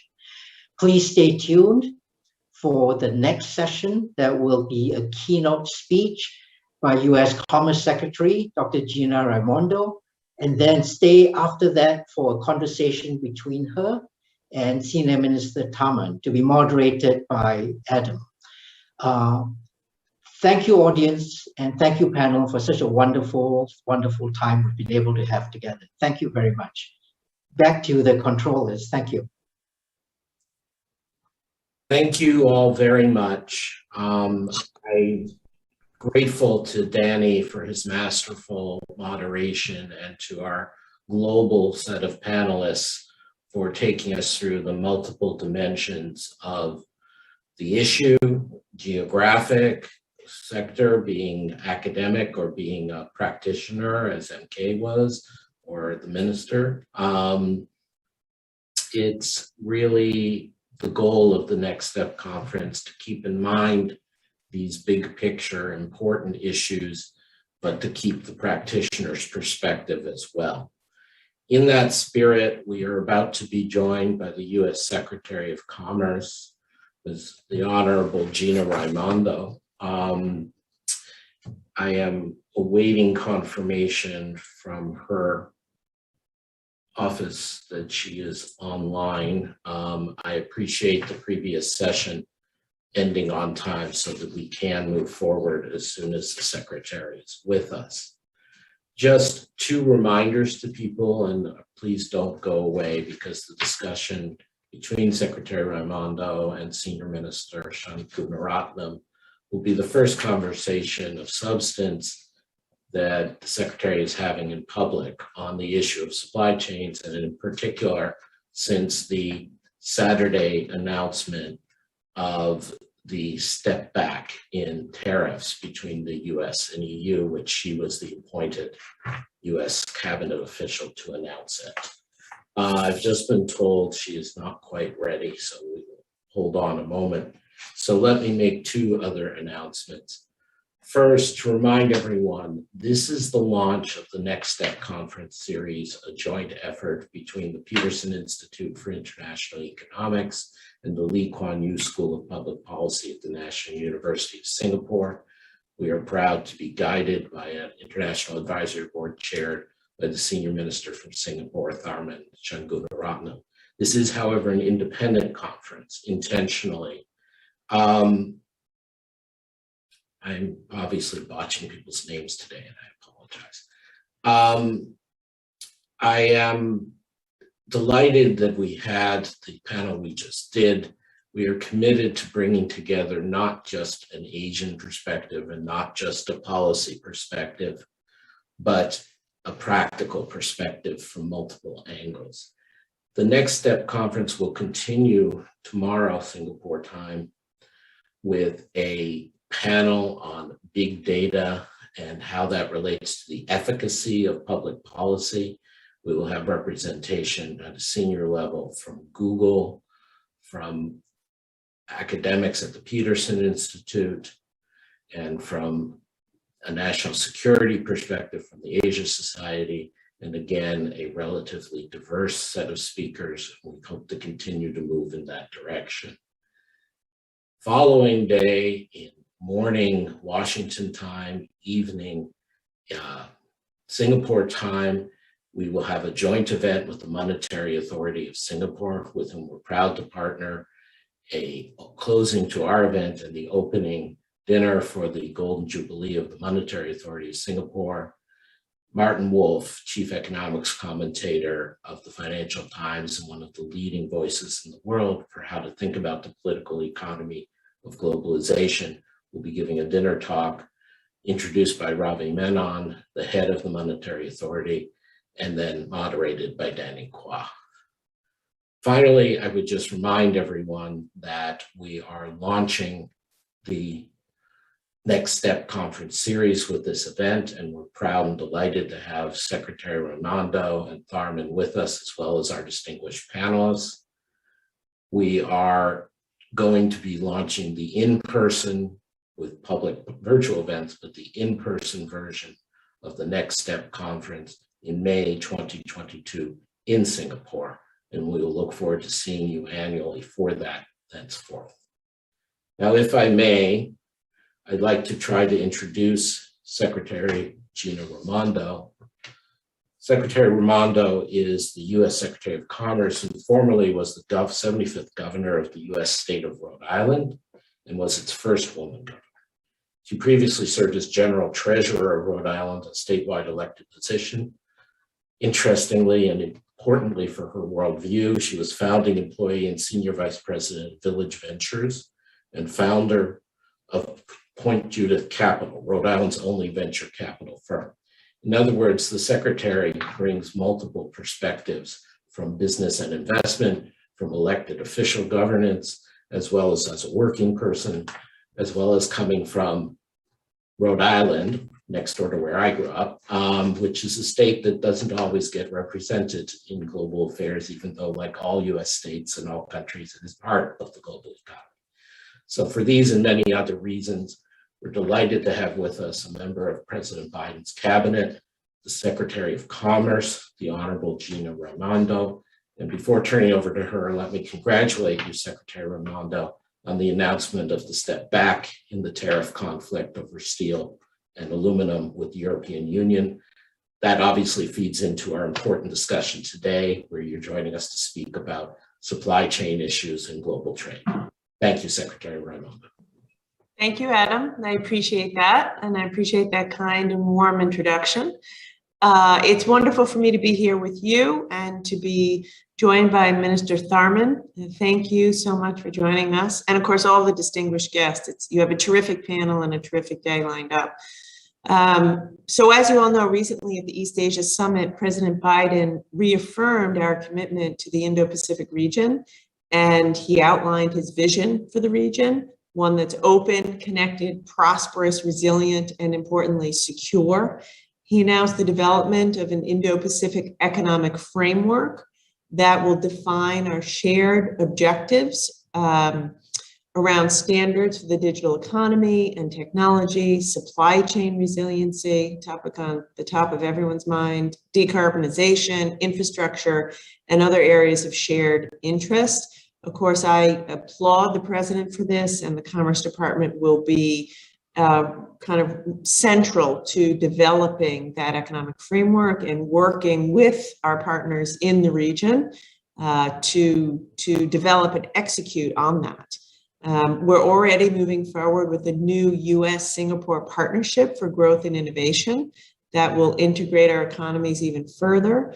And the US and Singapore have committed to a high-level dialogue on supply chains. Again, something I am focused on this day in and day out. And so it's exciting to work with our partners in Singapore to try to find some solutions to our supply chain challenges and develop long-term resiliency.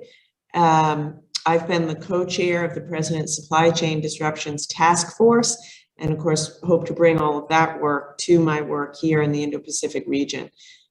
In the US, we're taking a dual approach of investing in domestic manufacturing, as well as pursuing what we're calling friendshoring, so that like-minded partners like all of you are fully integrated into our supply chains.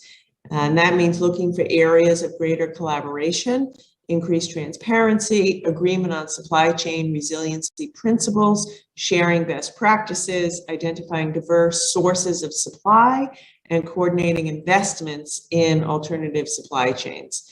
And we hope to expand our partnerships across Asia to strengthen the commercial ties between our companies, which will improve business conditions and help us to combat climate change in America and in the region. I will say I am really looking forward to the engagement in the region and working with like-minded partners to get the job done. So with that, I'll turn it back over to you. And again, just thank you so much for having me this morning. Thank you, Madam Secretary. We're going to have an on-the-record discussion, which the Secretary and the Senior Minister have graciously agreed to give, and to have two leaders of the global economy come together is a great opportunity for the Next Step Conference. Just let me say again that Tharman is the Senior Minister in Singapore, having served for several years as Deputy Prime Minister and Finance Minister. He's concurrently Chairman of the Monetary Authority of Singapore and Coordinating Minister for Social Policies. So like Secretary Raimondo, the government of Singapore and the Biden administration are very concerned about the linkages of trade, social outcomes, and political stability. Tharman also co-chairs the G20 High-Level Independent Panel on Financing Pandemic Security and chairs the Group of 30, which is a leading independent global council of economic and financial leaders. Let me start going quickly to Tharman for a response to the list of initiatives that Secretary Raimondo started with. How does Singapore see the U.S. moving forward in the region now, and how do you see this concept of friendshoring? I think that's a new coinage. So how does that strike you? And then we'll turn back to the Secretary. Thanks, Adam, and I'm very happy to be here with Secretary Raimondo. I would say the underlying principle is that of diversification. And diversification comes out of all the uncertainties that we face globally. COVID-19 has led to a step change in the way in which global corporations, as well as, I'd say even medium-sized corporations, are thinking about supply chains. Not just their own manufacturing supply chains, but also logistics networks. And I don't think we're going back to where we were 2 years ago. But it's not about a retreat from globalization as much as it is about diversifying supply chains and better risk management. Better risk management, including a whole set of practices, including inventories, but also that ability to flex production from one site to another at short notice. And that's now becoming part and parcel of advanced management for companies all over the world. It offers, I think, a place in the world for ASEAN. It offers a place in the world for most developing regions. And I think what we really want to do is to try and avoid this being a either or. In other words, either you're part of a US network or US catalyzed network of supply chains, or you're part of a China or other network of supply chains. I think the world will be much worse off if that were the case. It'll be worse off for each of the major economies. It'll be worse off for the developing world. we've got to try and mitigate as much as we can the risk of bifurcation of supply chains, of technology standards, and even of norms. So that's our challenge. And we've got to all play our part in trying to ensure as much as possible that we are in an open and connected world, not just for goods and services, but increasingly for data and digital services. That's the next major project for the WTO and for all of us. That's the next major project. And I believe it is possible.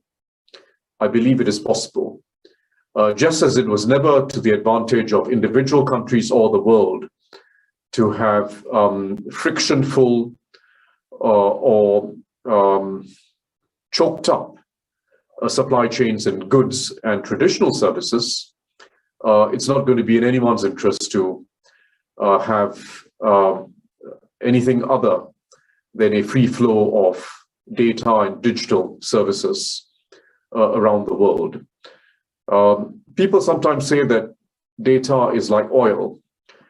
It is and it isn't, because unlike oil, unlike goods in general, data is what the economists call a non-rival good. It's non-rivalrous. In other words, your consuming data doesn't make it less possible for someone else to consume data.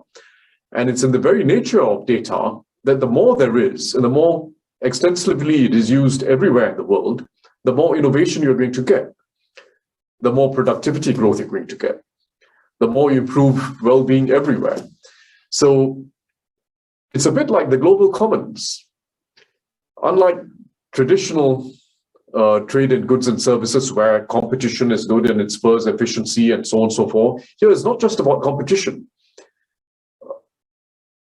It is a non-rival good. It's in everyone's interests that we have that free flow of data, and it means we do need to have principles governing the cross-border flow of data, and we need principles governing the flow of everything else, capital goods, services, everything else, which now embed more data than ever before.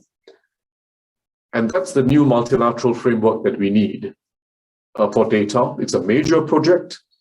Several countries have started off on a bilateral and a plurilateral basis. The US and Singapore see eye to eye on it. Several of our partners do. Japan, Canada, New Zealand, the Europeans increasingly. And I believe China will as well, because it's in China's interests. So that's an opportunity. And I'll just stop there, Adam. Thank you, Tharman. Turning back to the Secretary, you may want to respond to some of that, but putting in the broader context, I mean, we are all very much aware, given recent economic developments and the COVID crisis, of the importance now of global supply chains. There seems to be a general assessment, which I agree with, that supply chains may have gotten too tenuous, not sufficiently diversified and resilient. How do you see the trends for right-sizing supply chains? And what role do you see governments like the Commerce Department in the US playing in this process?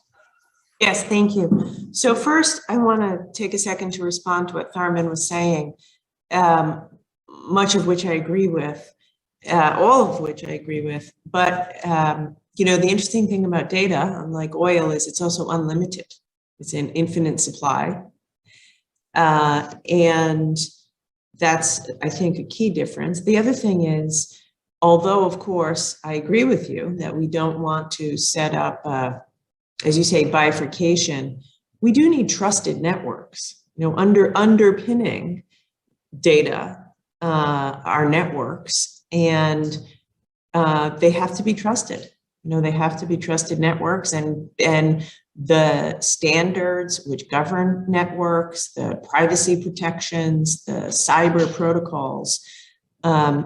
We are looking forward to engaging in the region with Singapore and other like-minded, you know, democracies around the world to write the rules of the road as it relates to data and digitization, consistent with our belief in privacy, our democratic values, so that we can have trusted networks, which we believe will only enhance our ability to have, a global economy that you describe, because trust will underpin our ability to collaborate.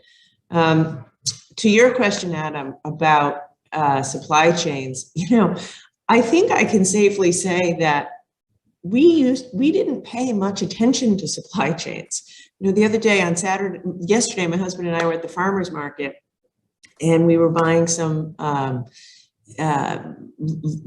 pasta, local homemade pasta, and from a small stand at a farm stand. And the fellow was talking to me about supply chains and how the supply chain disruption was upsetting his very small business. And so we went from a place of not paying attention to a place of being obsessed with it. And I hope we've learned that lesson, which is to say we cannot take our eye off the ball of developing resilient, diverse supply chains, because we're living through a painful period now where these disruptions in our supply chains are affecting even the smallest businesses, of course, up to the biggest businesses. So, to your question of the role of government obviously doesn't run supply chains, and we don't want to be in the business of running supply chains. Like, very clearly do not want to be in that business. This is a private sector endeavor, massively complicated, global in nature. What we do need to do, though, is support our businesses. We want to, for a long time, there's been this obsession with just in time. And I think we're learning that there are limitations to the just in time approach. It doesn't take into account, resiliency, as Tharman was saying, just in case, right? We have to think about just in case we have a COVID-like event, climate event. So our role in government, I think, is to encourage the private sector to add more resiliency to supply chains, more suppliers, more transparency. The president has encouraged ports to move to be 24/7. That is obviously vital at the moment and probably should be maintained as such going forward. I have been, the Commerce Department, you asked about us, we've been convening CEOs of semiconductor chip companies constantly, collecting data from them, pushing for more transparency. When there's a lack of transparency in a supply chain, lack of trust develops. Suppliers worry, are consumers hoarding or stockpiling? Consumers wonder, where are all the chips going? Am I getting my fair share?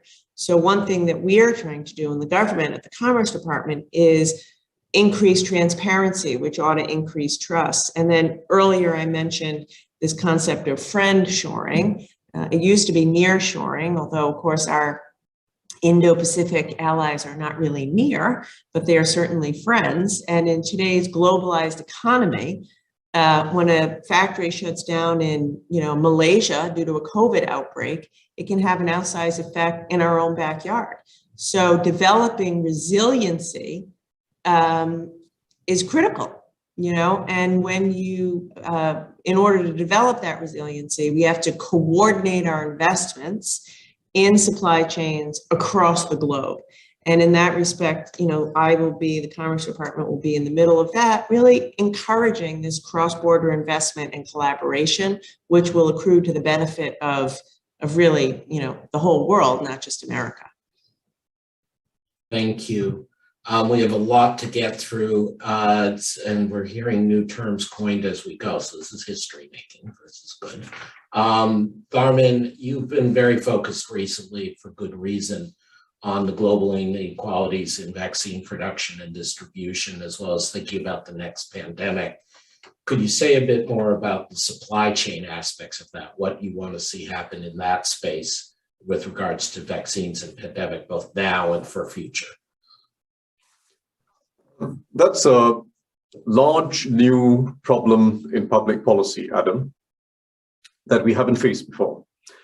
Put squarely, it is a challenge of having substantial overcapacity in vaccine manufacturing ahead of a pandemic of uncertain timing and uncertain nature. And we've learned that we need that overcapacity ahead of a pandemic from the experience of the last 2 years. Because what we know from the last 2 years is that responding to a pandemic in ways that avoid prolonging a pandemic and avoid the staggering inequalities that we've seen is all about speed and scale. What we saw at remarkable speed was the development of vaccines, development, testing, and approval of vaccines. But 2 years on, the bulk of the world's population hasn't been vaccinated. And that, by its very nature, has allowed for continuous mutation of the virus and is prolonging the pandemic. So if we want to avoid that in future, we need to be able to respond much more swiftly and on a global scale once a pandemic strikes. And you can't do that unless you have at-ready facilities, ever-warm facilities, both manufacturing and delivery capacity, an end-to-end supply system. If you don't have that, it's going to take 2 years once again, and at enormous cost for countries individually and collectively. Now, that's a new public policy challenge because the private sector does not have an incentive to invest in overcapacity ahead of a pandemic. Second, the private sector will not know, none of us knows exactly which pathogen is going to be the source of the pandemic, and does not know which vaccine candidate is going to be successful, is going to go through phase 3 trials successfully and get approved. We don't know in advance. So you need to have multiple vaccine candidates, and you need to have facilities that are able to produce different candidates, and you need them to be globally distributed as well. So they're a little more resilient to some of the short-term supply chain problems or even protectionist actions in a major crisis. So it does require, because you can't rely on the private sector, it doesn't have enough commercial incentive to do it ahead of time and to have it spread across candidates of uncertain success probabilities. You need a public-private collaboration. The one thing that worked better in the US than elsewhere was precisely that system involving BARDA and several other public agencies that, by the way, looked, it's not the America that people think of very often, but it's actually a very active role for the state, coordinated with the private sector, and even with the US Army involved, that managed to actually get vaccine development and production out as quickly as possible. And what we need really is a global BARDA, or if you like, a network of BARDA-like entities. Europe has now started HERA. You've got the African Vaccine Alliance. You need a network that connects regional and large country capabilities into a coherent global system. Again, the market doesn't do this.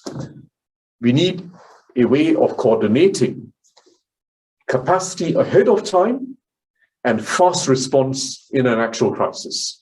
And it's not going to happen without a deep collaboration between the public and private sector internationally. And it can be achieved. It can be achieved. And that's exactly why we need the G20 task force, coming in part out of the proposals of the high-level independent panel that I co-chaired with Larry Summers and Ngozi, to address this forthrightly. It requires global coordination. It is complex in details, but not complex in principle.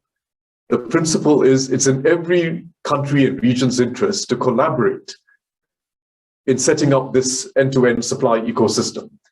It requires public sector money, but we should use that public sector money to incentivize and catalyze private investment. That's our challenge. We haven't faced this challenge before. I mean, perhaps we should have done it after Ebola. We didn't. Each time a pandemic hits, the political appetite for fundamental reform fades once we are past the worst, and particularly once we are past the worst in the most advanced nations. We must not allow that to happen again. We must not allow pandemic memory to disappear from the system. We don't want to remember the horrendous human costs, but we need pandemic memory built into the system so it never happens again. Thank you, Tharman. Secretary Raimondo, well, of course, again, you're welcome to comment on the vaccines. I want to go back with our limited time to the announcement you made on behalf of the Biden administration, which has been filled in a bit, about the step back in the tariff conflict between the US and EU. I'm using the term step back because it's not a full resolution, it's not a full withdrawal of tariffs, but it was a change. First, just can you say a bit more about what damages to various groups, producers, consumers in the US retaliated against industries led to you and the administration taking the step? And second, in light of your remarks a few minutes ago about nearshoring isn't as good as friendshoring because our friends are not necessarily just who are adjacent. There are a lot of allies, including Japan, Korea, that are not in the EU that were caught up in this tariff battle by the Trump administration. Can we hope that you'll be treating some of the other allies who are not in the direct EU deal similarly? Yeah. So first, let me say in response to Tharman, I love pandemic memory. This is, of course, easier said than done because human nature being as it is, we react to crisis and then we think it's fine. But I think that's our third. We have friendshoring, just in case, and now pandemic memory. I love that. And I think we ought to hold ourselves accountable to having that memory. So we take the steps now to develop the resiliency so that next time this happens, and it will happen, as you just said, we should have done it post-Ebola, we will be ready. So we can work on that together. In any event, the announcement about the 232 tariffs was really quite significant.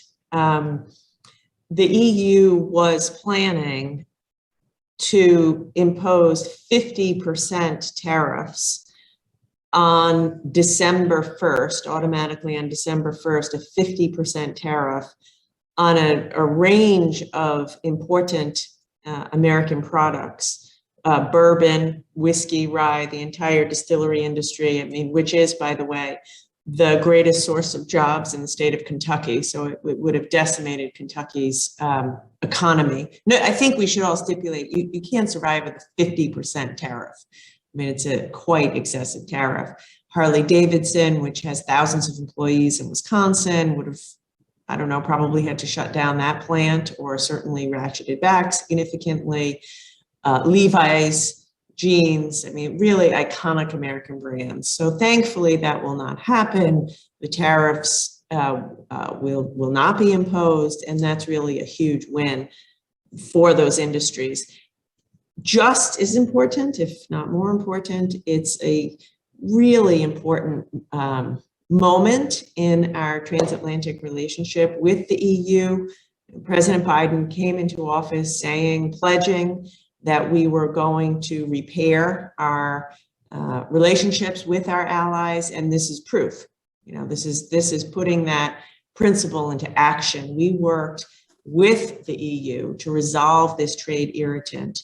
It will allow millions of tons of steel to come into America from the EU duty-free, tariff-free, which is obviously very important. Importantly, though, it requires that the steel and aluminum be produced in the EU. So, you know, the enemy here was never the EU. Our shared enemy was Chinese dumping of their excess capacity into the world market, distorting the global steel market, hurting the EU and EU workers and America.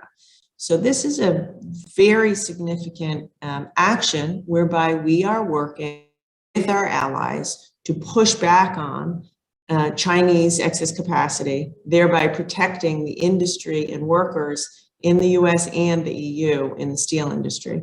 Obviously, in this moment, as we are struggling with supply chain disruption and price increases, this is also a tremendous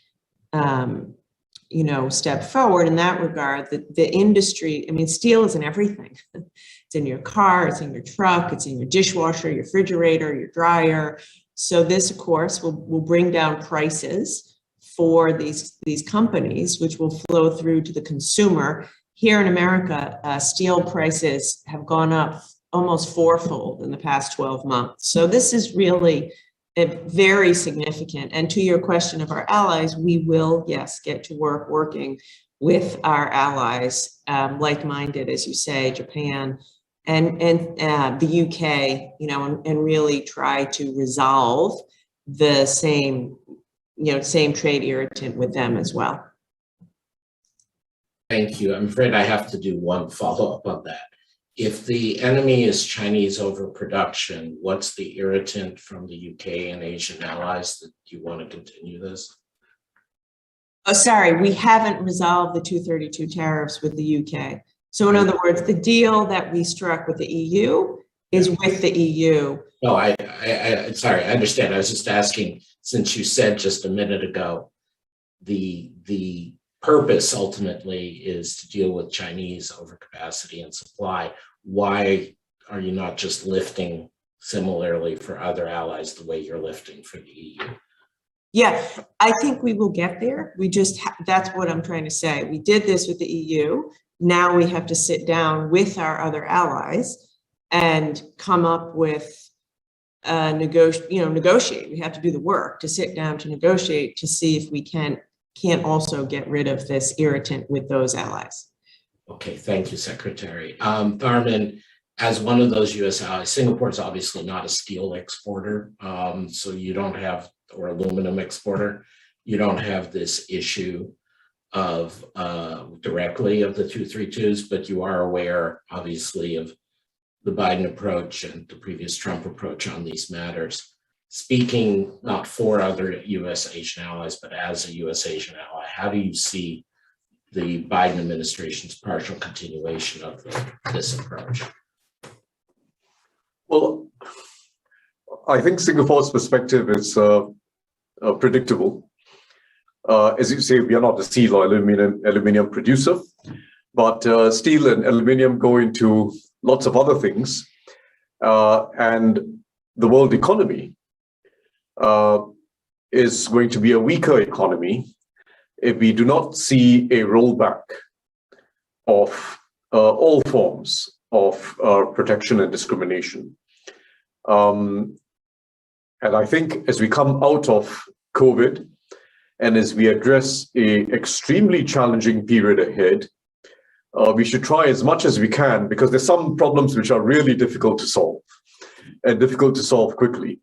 We should try as much as we can to roll back on the problems that are easier to solve. And it requires, of course, not just international negotiations and some give and take on both sides. It requires also the appropriate domestic strategies, which Secretary Raimondo also touched on briefly in her opening remarks. That's what I think every responsible government has to do. Find ways of freeing up internationally, but double down on the right domestic social and economic strategies to preserve inclusiveness and ensure that you've got that broad base of good jobs that are being created. Not always the same jobs that existed before, but you're always catering to that broad base of the workforce with good jobs. So, thank you, Tharman. Let me try to be a little bit provocative to both of you on this, because I know you care deeply about this link between social cohesion or social justice, I shouldn't say or, and social justice with international commerce. Speaking as an economist, not a policymaker, the record of creating so-called good jobs is not very good in the sense of governments being able to will them into being. And in fact, there's a lot of record of trying to create good jobs and ending up creating negative feedback loops, entitled groups, actual more rather than less conflict inside societies, regional differences being perpetuated. Again, it's very different for a small economy like Singapore geographically and a continent-wide economy like the US, but both are multi-ethnic democracies. And so there are a lot of commonalities as well. We've been fortunate in the past at PetersonInstitute to have Tharman speak about this. Secretary Raimondo, maybe go to you first. Just what is your vision for how, we've heard the phrase trade policy for the middle class repeatedly from officials at your level in the Biden administration.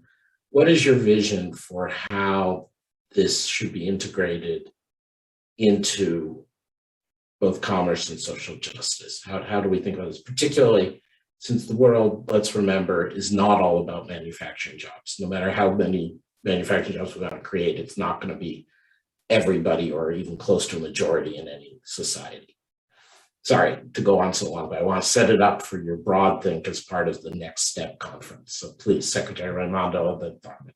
Yes, no, you're exactly right. And by the way, as you say, although we are going to work very hard to enhance manufacturing in America, for example, on semiconductors, something I spend a lot of time on, we want to make more chips in America.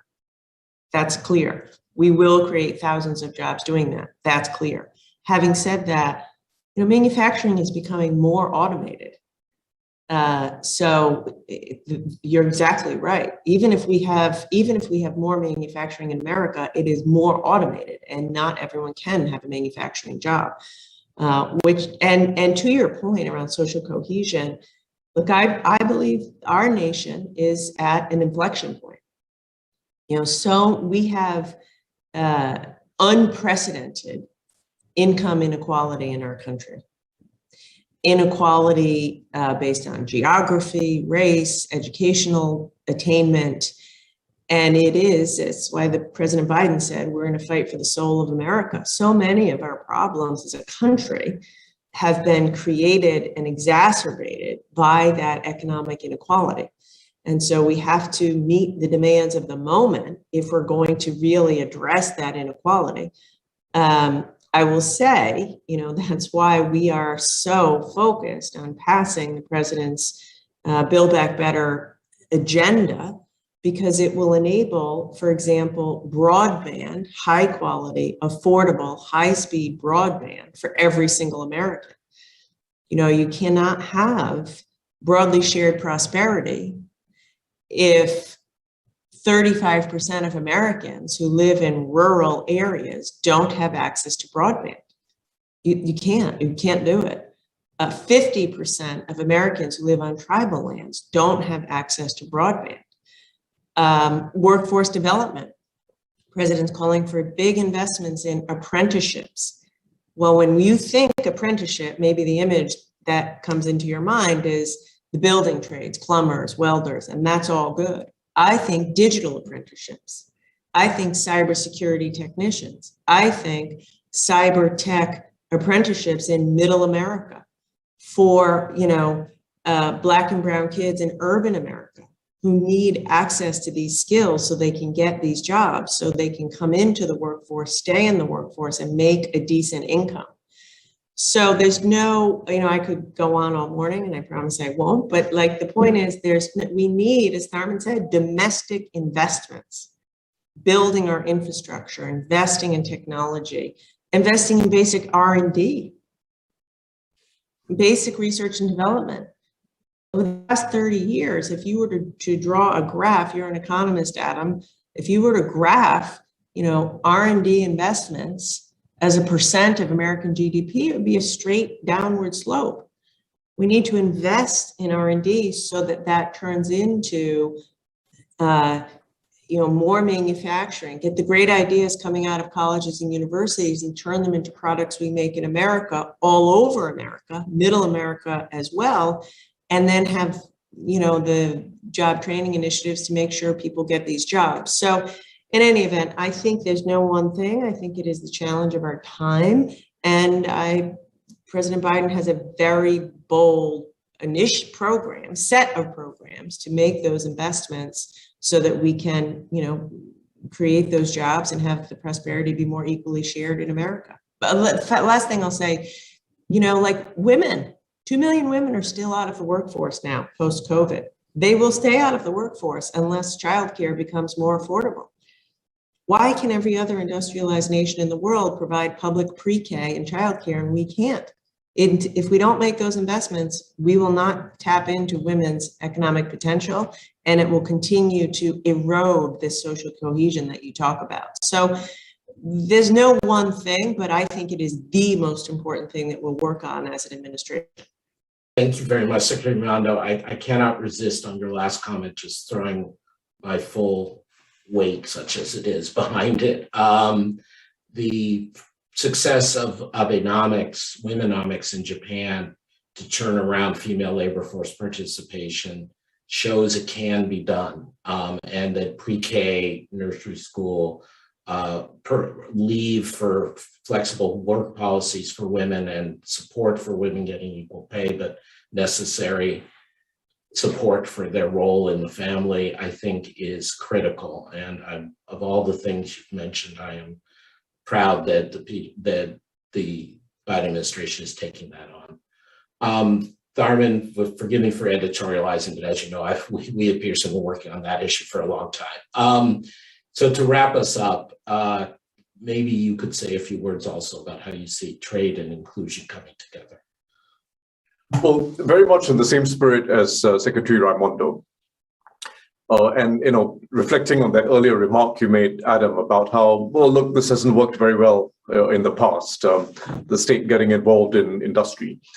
The two things that didn't work well in the past were first, the state trying to pick winners in private industry, individual firms, sometimes even individual clusters or industries, hasn't had a great record. Second, subsidized state enterprise. That hasn't worked well anywhere in the world.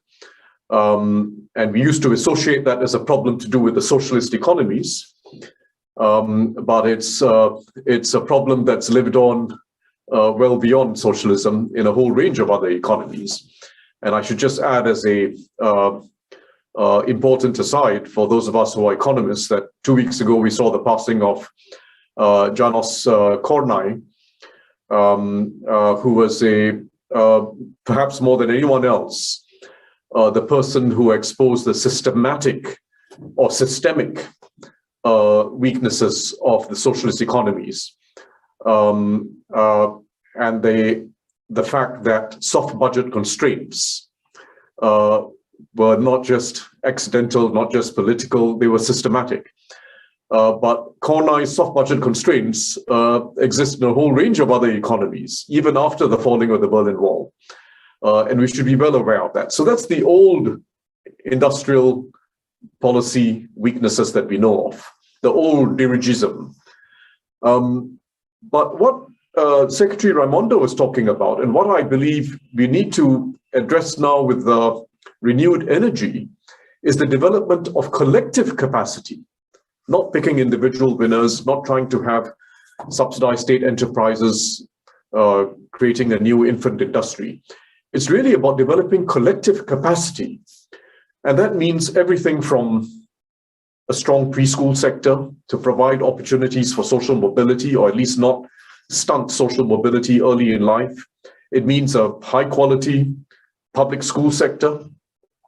It means broadband, as Secretary Raimondo was emphasizing, broadband across the full span of the population.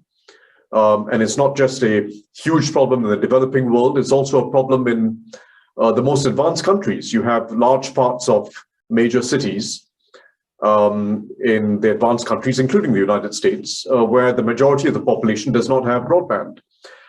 It means on a global scale, girls' education, which is a huge collective capacity issue, quite apart from being imposing severe inequality, gender inequality in those societies. It's a huge issue of collective capacity as well. And I would like to highlight one issue which economists are familiar with, but doesn't translate enough into public policy.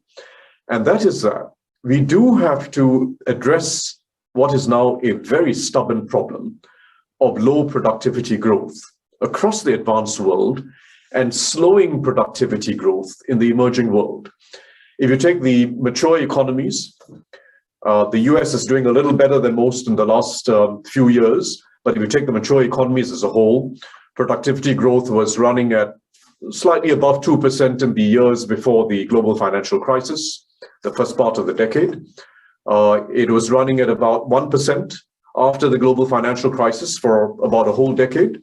And it's now still stuck there. In fact, even in 2020, which saw things come down and then go up, you're still running at about 1%. And what's important is that we have reduced diffusion, reduced spread of innovation and productivity improvements from the frontiers to the rest of the economy, because that's always been the big game in productivity growth. It's really the spread of innovations and breakthroughs from a leader and a leading sector, all those at the frontier, to the rest of the economy. That's what uplifts the system as a whole, and that's what leads to wages rising across the board. And we've seen systematically reduced spread of innovation and productivity growth. The reasons are complex. They may have to do with increasing concentration in industry, which is something that's been measured. But I think this challenge in public policy is also important. Thank you. What do we do? What do we do to avoid concentration of not just power, but concentration of innovation amongst a few and enable its spread? Thank you, Tharman.